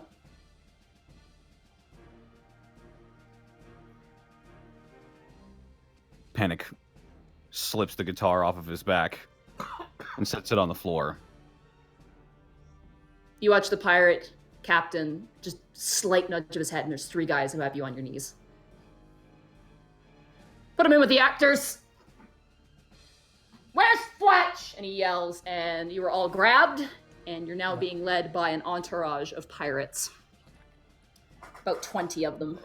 Borky goes, ragdoll. Borky ragdolls hard. There's this one tiefling pirate who's like, oh god damn it, not another one. Just like grabs your one arm They like full on like pig on a spit like carry you. The rest of you get grabbed, except for you, Greckles. Oh. I didn't even get to fucking do anything. Okay, so what is my current situation? Task, you are gently led, and one of them goes, "It's a tiny lizard," and one smacks his hand. Dude, it's a kobold. This is a kobold. Do you not see the strange face that this kobold has? Very rare, in fact, in the red kobolds. This pirate who's just really scruffy is just like giving scientific explanation. It's the guy from the play. Oh, it's that douchebag. It's that guy, yeah. It's the gnome guy with the big glasses. Do I see anyone who has a fucking stab wound on them? Yeah, you see a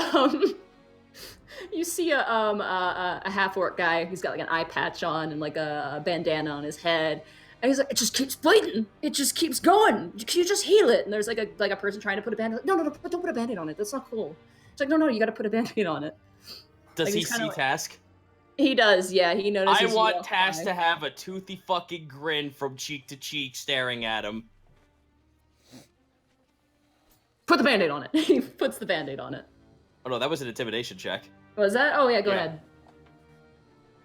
I'm sure it's not gonna do anything, but fuck it, here we go. Nah, it's not. 7. No, he puts the band-aid on. Alright. You guys are walked through the ship. It's massive. This is a huge vessel. It is, I mean, it's beautiful. It's a beautiful piece of architecture. And as they're being let off, Greckles, you expect to be grabbed. Mm-hmm. And you see a Kiwi Kenku walk up to you. Mm-hmm. "Oi, Fletch! Didn't you hear the captain?" Oh. Oh.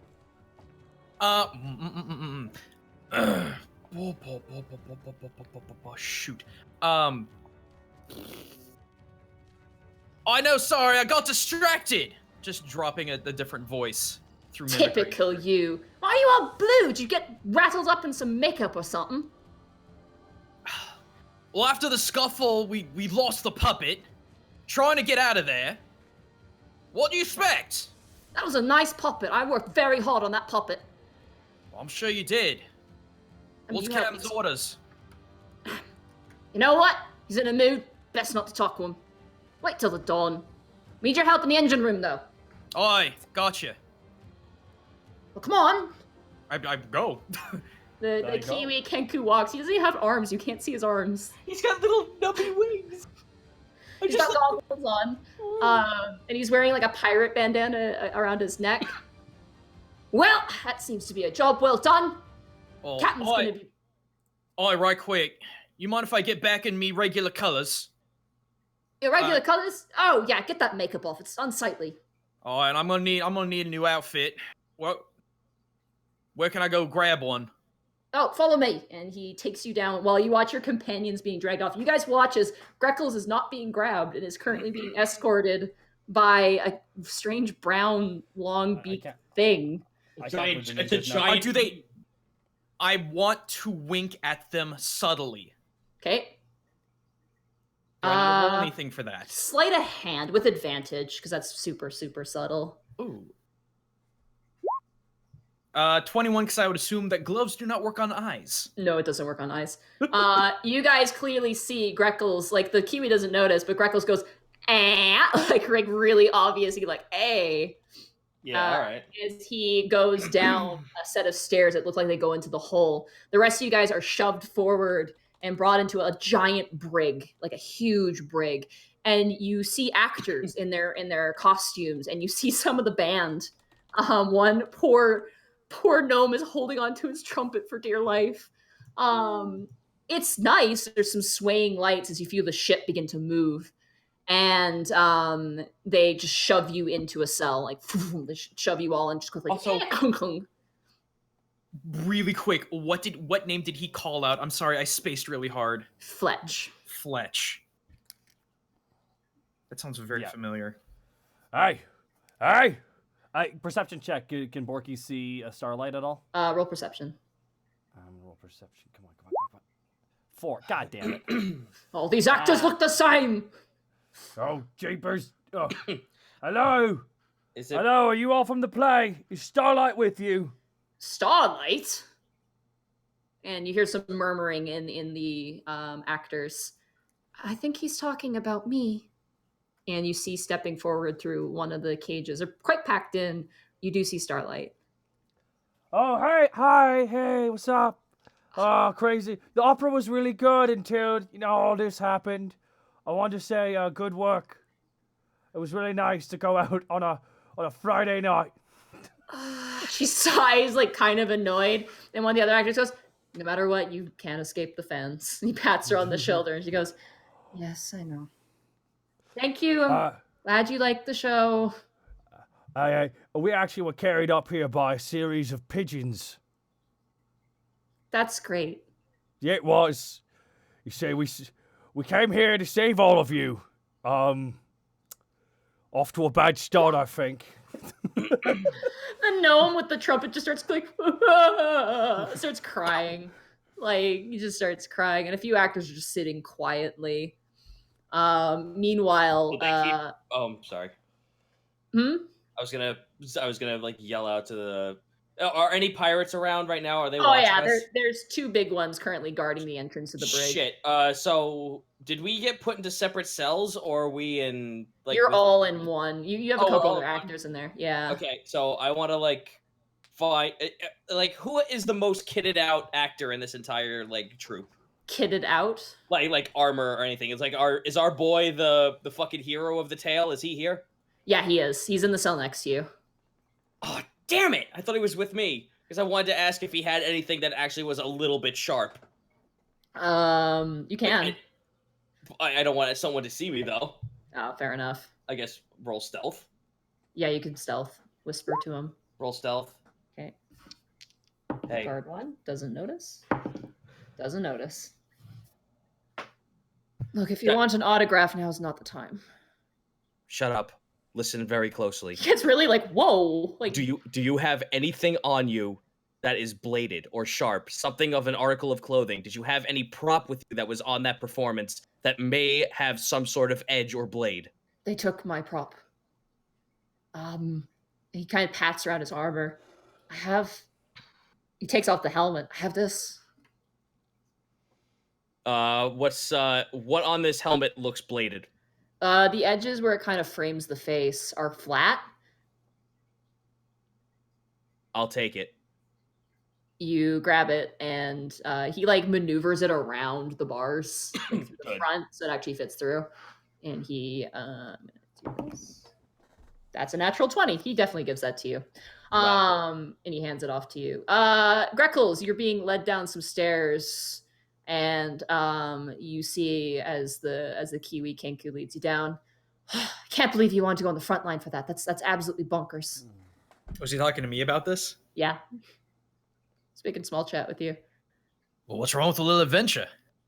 Oh, you sound like just like Captain Blakefoot. No, couldn't act. We couldn't ask to borrow the opera. No, we had to kidnap them, pirate way, and they just kick open a door. They don't even use their hands. They just kick open a door in the hull. And you smell, it smells like Willow's Arcanium, but like really strong. You smell, it sounds like powder, like really strange, almost like a plastic scent, rubber band scent. And you see what looks like a giant room of essentially what would be engines, equivalent to an engine, only it's large magical conduits and like big crystals. And you see a little gnome currently working, and you see a tall woman as well, like going through and just checking levels and things like that. Your room. She points to the door. Go get rid of unsightly color. I can't stand blue. Oh, sorry about that.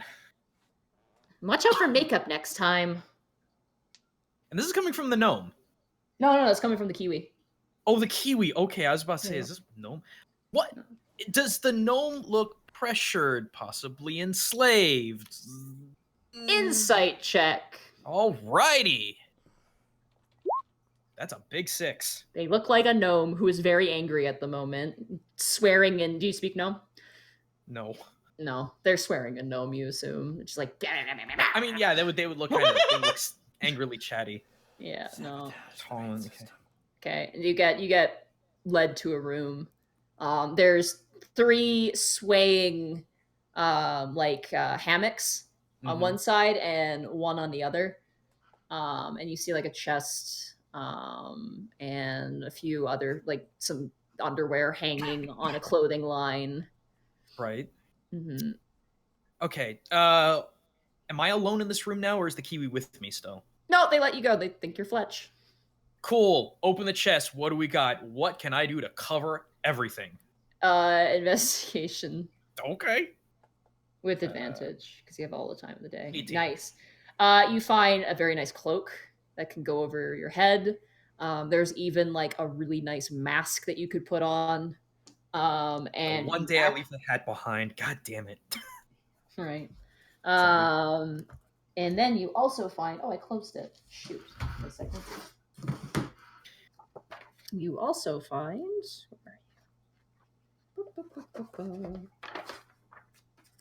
sorry. This is why you tab out your stuff. Yeah, it's all good. You also find a sickle. Ooh.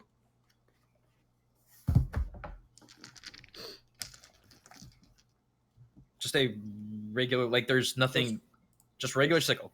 Just a regular sickle. It's very nice. Did any of the other pirates use a sickle as well? You did notice on the deck a couple did. Yeah. Okay. The smaller races definitely had sickles. All there right, was like this one goblin you remembered who was just like snarling at you. It was very sad. It was not very intimidating. Okay. I'll have the knife and sickle on me, very visible, just to kind of add to the disguise. Are there like pirate garbs, anything like that, or is it just a cloak? Bandana. There's like pirate bandanas and some pants and things like that. Because I will put on everything. Okay, you put on everything and you look like a pretty cool pirate. Okay. You got like a bandana on your head. You got the robe if you want to flip that up. It's kind of baggy on your sleeves, and you got stripy pants with a big sash on your side, big red that's what sash. I was hoping for. No boots. You look, there's gnome boots, but they don't fit you. Right. And that's are there any like diaries or books or anything like that in here as well, or just like clothing and such? Roll another investigation for okay. This is something separate. Investigation. 15 if I still have advantage. I'll say yeah. 15. Okay. You find what looks like blueprints, a notebook, which belongs to the gnome. It's written in gnome. So you look at it and it does have blueprints of the ship, but you have no idea what this says. Right, and I would assume it would just be pictures of like the engine and whatnot, but pictures of the engine, pictures of the exterior, pictures of the different layers of the hull, things like that. Okay. AKA a map. Yeah. I'm gonna I'll tear that out. Okay. But also rip some of the other pages as if someone accidentally like was flipping the book too hard. And accidentally like ripped it and scat, and then where the book once was, place it kind of off to the side, and like maybe have one of the sheets of paper, rip another sheet of paper off, and then kind of leave it kind of on the floor to make it look like someone just like opened it too hard, ripped the page out accidentally, and immediately put it back. Okay. What do you have? In terms of what? You have forgery. Yes, I do have forgery. Well, I get proficiency. Let me do that. There we go. Oh, yeah. I just didn't know if there was any other parchment. Looking in there, yeah, there is. I'd say there would. Okay, then can I retcon that, because I wouldn't have left any evidence of anyone. Let's say this. I don't know what forgery would do. You know what? Yeah. Roll an intelligence check with advantage. 14. Okay, you do make it. You do make it look like it was an accident. Okay, good. And you step out into the engine room, I assume? Mm-hmm. Okay. All right, get to work. And they toss you a little gem crystal. You better go talk to the captain at some point, but, be careful. He's in a mood. Oh, I gotcha. I'm going to look around to anyone else using crystals to see what they are doing. There's a human who is tapping the crystals, and it almost reverberates back in colors, and then they're writing it down on a notebook. I'm gonna look around to see if there's like any empty slots that this crystal could go into. Also, I probably should go ahead and grab more paper since it seems that my job is to write things down. If I there's can a clipboard that you see, and it's like that's obviously your station. Mm-hmm. And it seems like everyone is literally hitting the crystals and monitoring them. Gotcha. Yeah. Is there an empty slot for a crystal? There is currently one crystal that's not being checked on, which assumedly is yours. Oh, okay. I thought they. Okay, I misheard you. Yeah. I thought they threw me a crystal. No, okay. no. They give you like remember the crystals on a stick that you used to be tested on. They gave you something like that, and you tap it on the big crystal that's keeping the ship aloft. Mm-hmm. And you basically are monitoring like engine strength. That's what you assume. Okay, so for the sake of brevity, because I know this is a split party situation, I am going to replicate doing my job as best as I can, watching these others very, very carefully, tapping the crystal, writing down any different like regular reverberations, weird reverberations, color changes, tones, whatever, anything. But at the same time, I am eavesdropping like a mother. I am listening. I'm listening for anyone who is name dropping the Kiwi, because I do not know his name. Any of the other station guys, literally any information I can get. That way we can get back to the rest of the party. All right. Meanwhile, back with the rest of the party as you're doing that. And I just want to state that it was really a great opportunity to be cultured. Thank so you. Yep. By the way, I own a bar called the Sweet Dragon. If we what? Sorry. No. I actually was clearing my throat because I'm still coughing from laughing. Someone stop him! Like someone. Oh, okay. No, Task. Oh no, Task is gonna stop him. Task. How did they just throw us in here without taking our effects? They took your weapons. Son of a bitch. All right. Yeah. I'm going. I want to ask anyone else within our group if they have something like spindly and metalish, like something I could use to like a fine pin of some sort. One of the actors, a dwarf who looks like he was part of the enemy army, he's got like a general's outfit on. He begins to take off the pins and shows me like these. That's good. I can use that. I'm going to disassemble the helmet so I can get the bladed part of the mask. Okay. I gotta roll for him because he's across from you. He's gonna be tossing you that pin. Okay. After that, real fast, I want to try something. He like looks at the guards, and one of the guards like yawns, and he tosses the pin to you. And then one of the guards turns quickly, and you think for a second, he stares forward again. Good. Okay, I'm gonna begin to start disassembling this thing while hidden within the crowd. Yeah. Sorry, Borky. I want to insight the lock that they got locked in there. How good is it? Like, is this like an older jail cell, or is this like top of the line? Investigation. Okay, investigation. Before it goes up to the lock.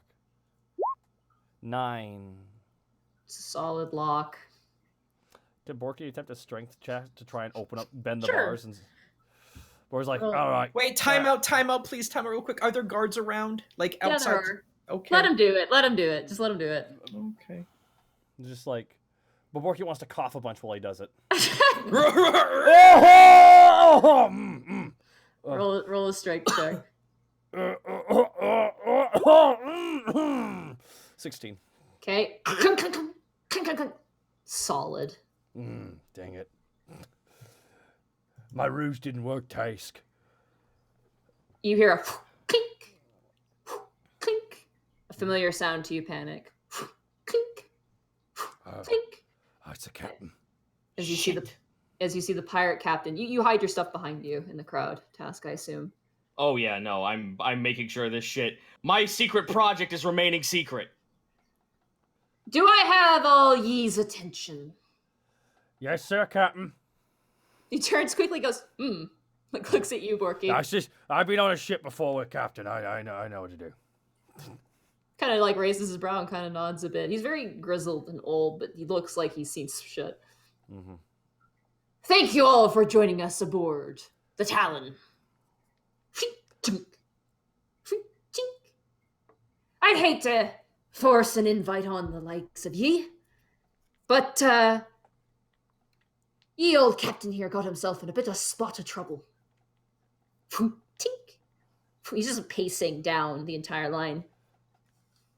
Ye seem like a talented lot. And you hear a couple of the actors like swear at him. Keep it to the stage. Thank you. Now, ye are probably thinking, why has the mighty and famous Captain Bladefoot kidnapped a bunch of opera singers and actors? Tink. Because I want to put on a show. Oh, boy. For a very special audience. Who's that, Captain? A storm giant. Oh. So we're hostages then. Aye, not hostages, my fine small... You're a very small dragonborn. You are extremely... Are you a child? I wonder if I should play this to my advantage. Maybe he'll take pity in some dumb, stupid way. Go for it.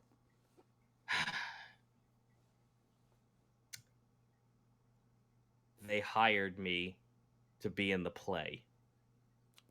Kid actors. He shakes his head.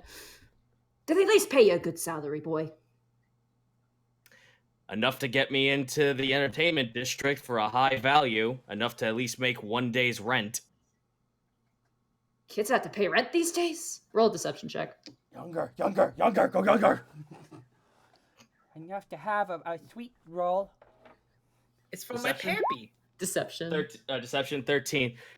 Let me grab I this. only... Shoot. What do you think? He's like, what do you think?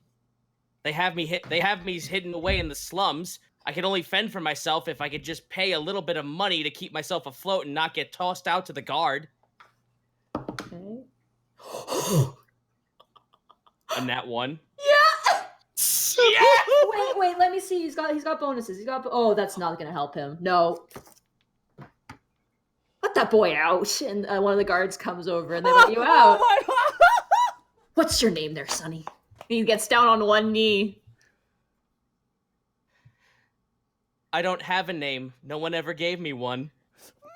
The heartstrings. Roll a charisma check. 21!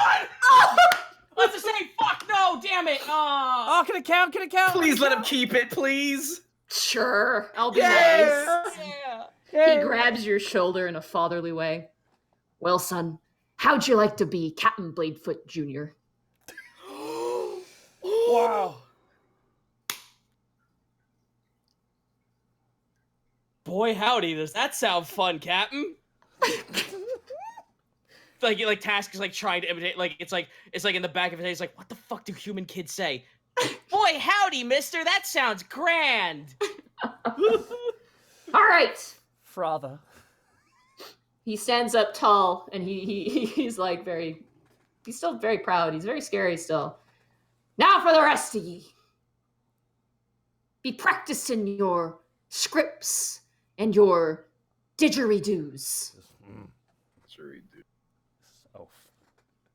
Because in one day, the Talon will bring us to the mountain of the Storm Giant. And we're going to put on a performance for him, and he will give our base back! And you hear cheering from outside, like, "Arr!" In the meantime, get some shut-eye. Come on, buddy. He kind of gives you like a little push. Coming, Captain. Task. Bye, Captain Bladefoot Jr. Yeah. Bye, coming, Captain. Task turns and looks to... Is Panic or Borky looking at him? Yeah. Yeah. Task, like, nods his head towards the middle of the crowd. They all give you like a thumbs up, like, yeah. Good acting, All right. good acting. And no, I don't just walk. Task remembers what Nariel used to do when she first came out of the egg. He starts waddling. Oh! And that is where we will end this session for today. Boy! Well, this is oh my God, this is like a cartoon, Nadine. This is so great. Oh God, not Nariel, Israeli. Shit. Okay, Yeah, Nariel's the older one. All right, I'm gonna No, stop real- recording. I'm gonna stop recording here too, but Bye, real Austin. fast. Thanks, Austin. Real fast. I'm going to Bye, read Austin. off the lovely thing that Probate sent us here. It's time to play the music. It's time to feed the Drake. It's time to meet the gang on the Unexpectables. It's time to down a potion. It's time to armor up. It's time to get things started on the Unexpectables. I Is love this 32? I'm sorry. Yeah, I don't know how the rest of the song goes. I love all these people. Their praises we must crow. It's always such a pleasure to go and watch the show. And now let's get things started. Why don't we get things started? It's time to get things started on the most sensational, inspirational, celebrational, dragonational. This is the Unexpectables.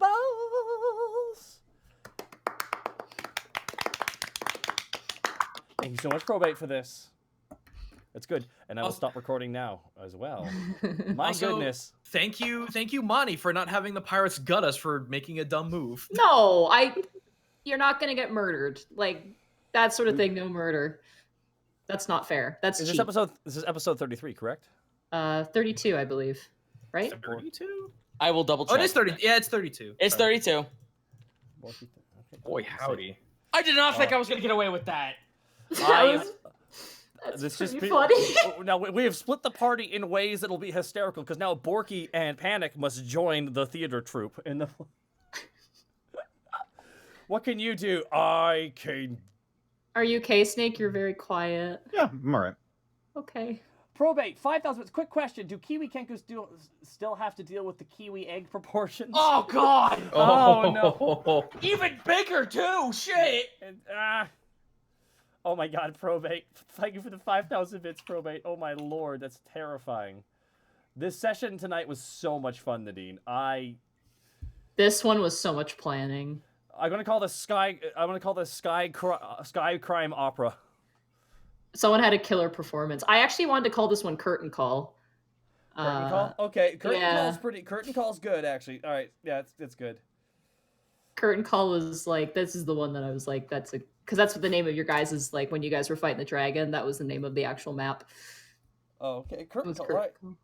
Sky. I don't know, what do you guys think? Literal Sky Crimes. Oh my God, Sky Crime. No, like, I cannot stress how hard to you, Monty.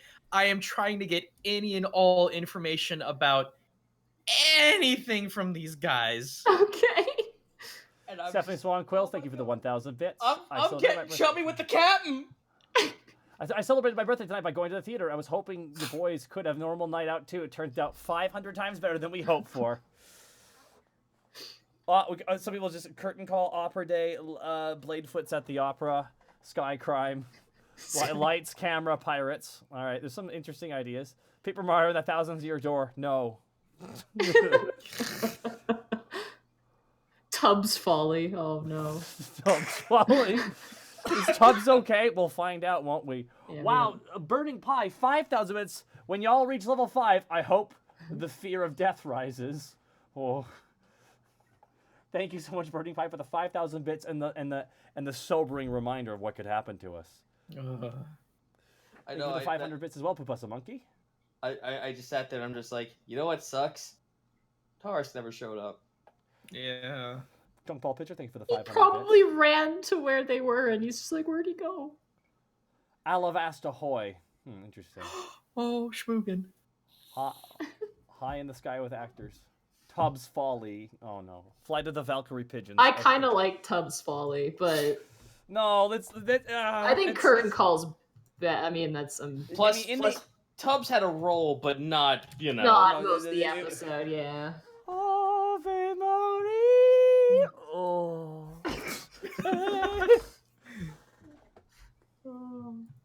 Oh my goodness, that was so much fun. God. What is it?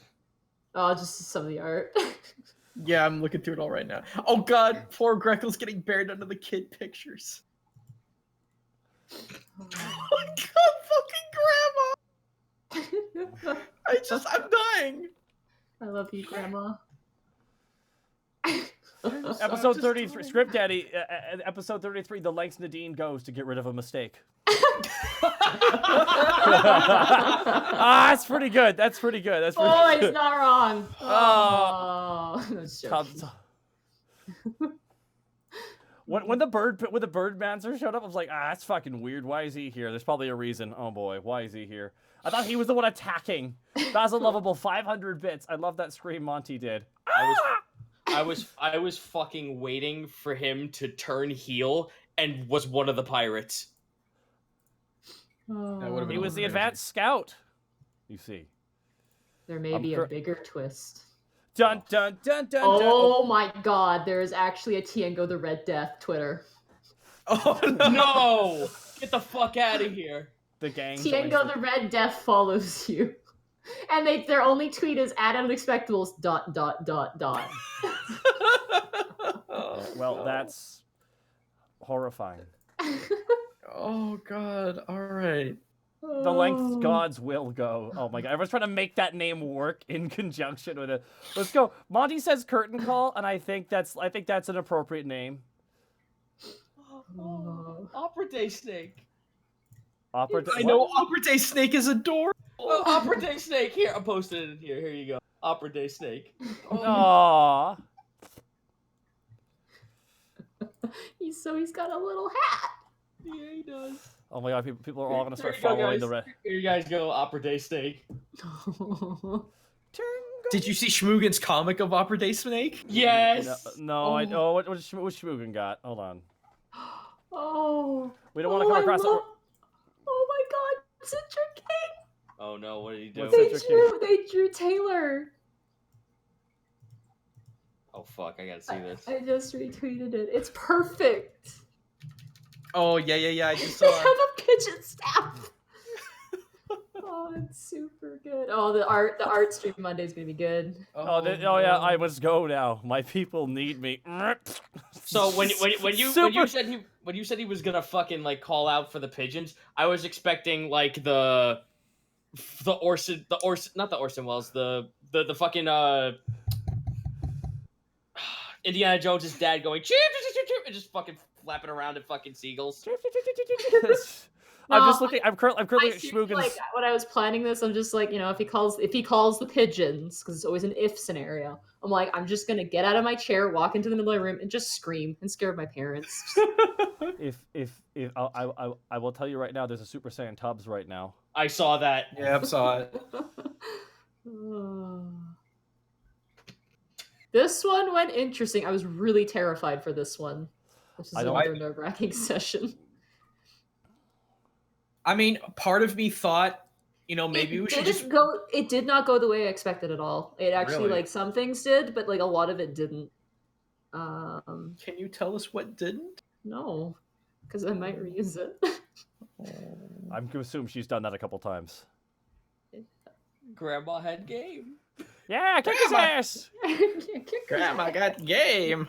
Oh, I love Grandma. Oh, thank you, JT, for the bits. Guitarist catch Tubbs. That's under the assumption that Monty will allow such a thing to occur. I think she just wants to kill it. I'm gonna be dead honest with you. Real talk, I think she wants to get rid of that fucking thing. When they say God's mistake, I wasn't lying. It really wasn't. Literally, like, do you ever have it when you do D&D and like you feel yourself making the mistake live and you're just like, you gotta roll with it either way?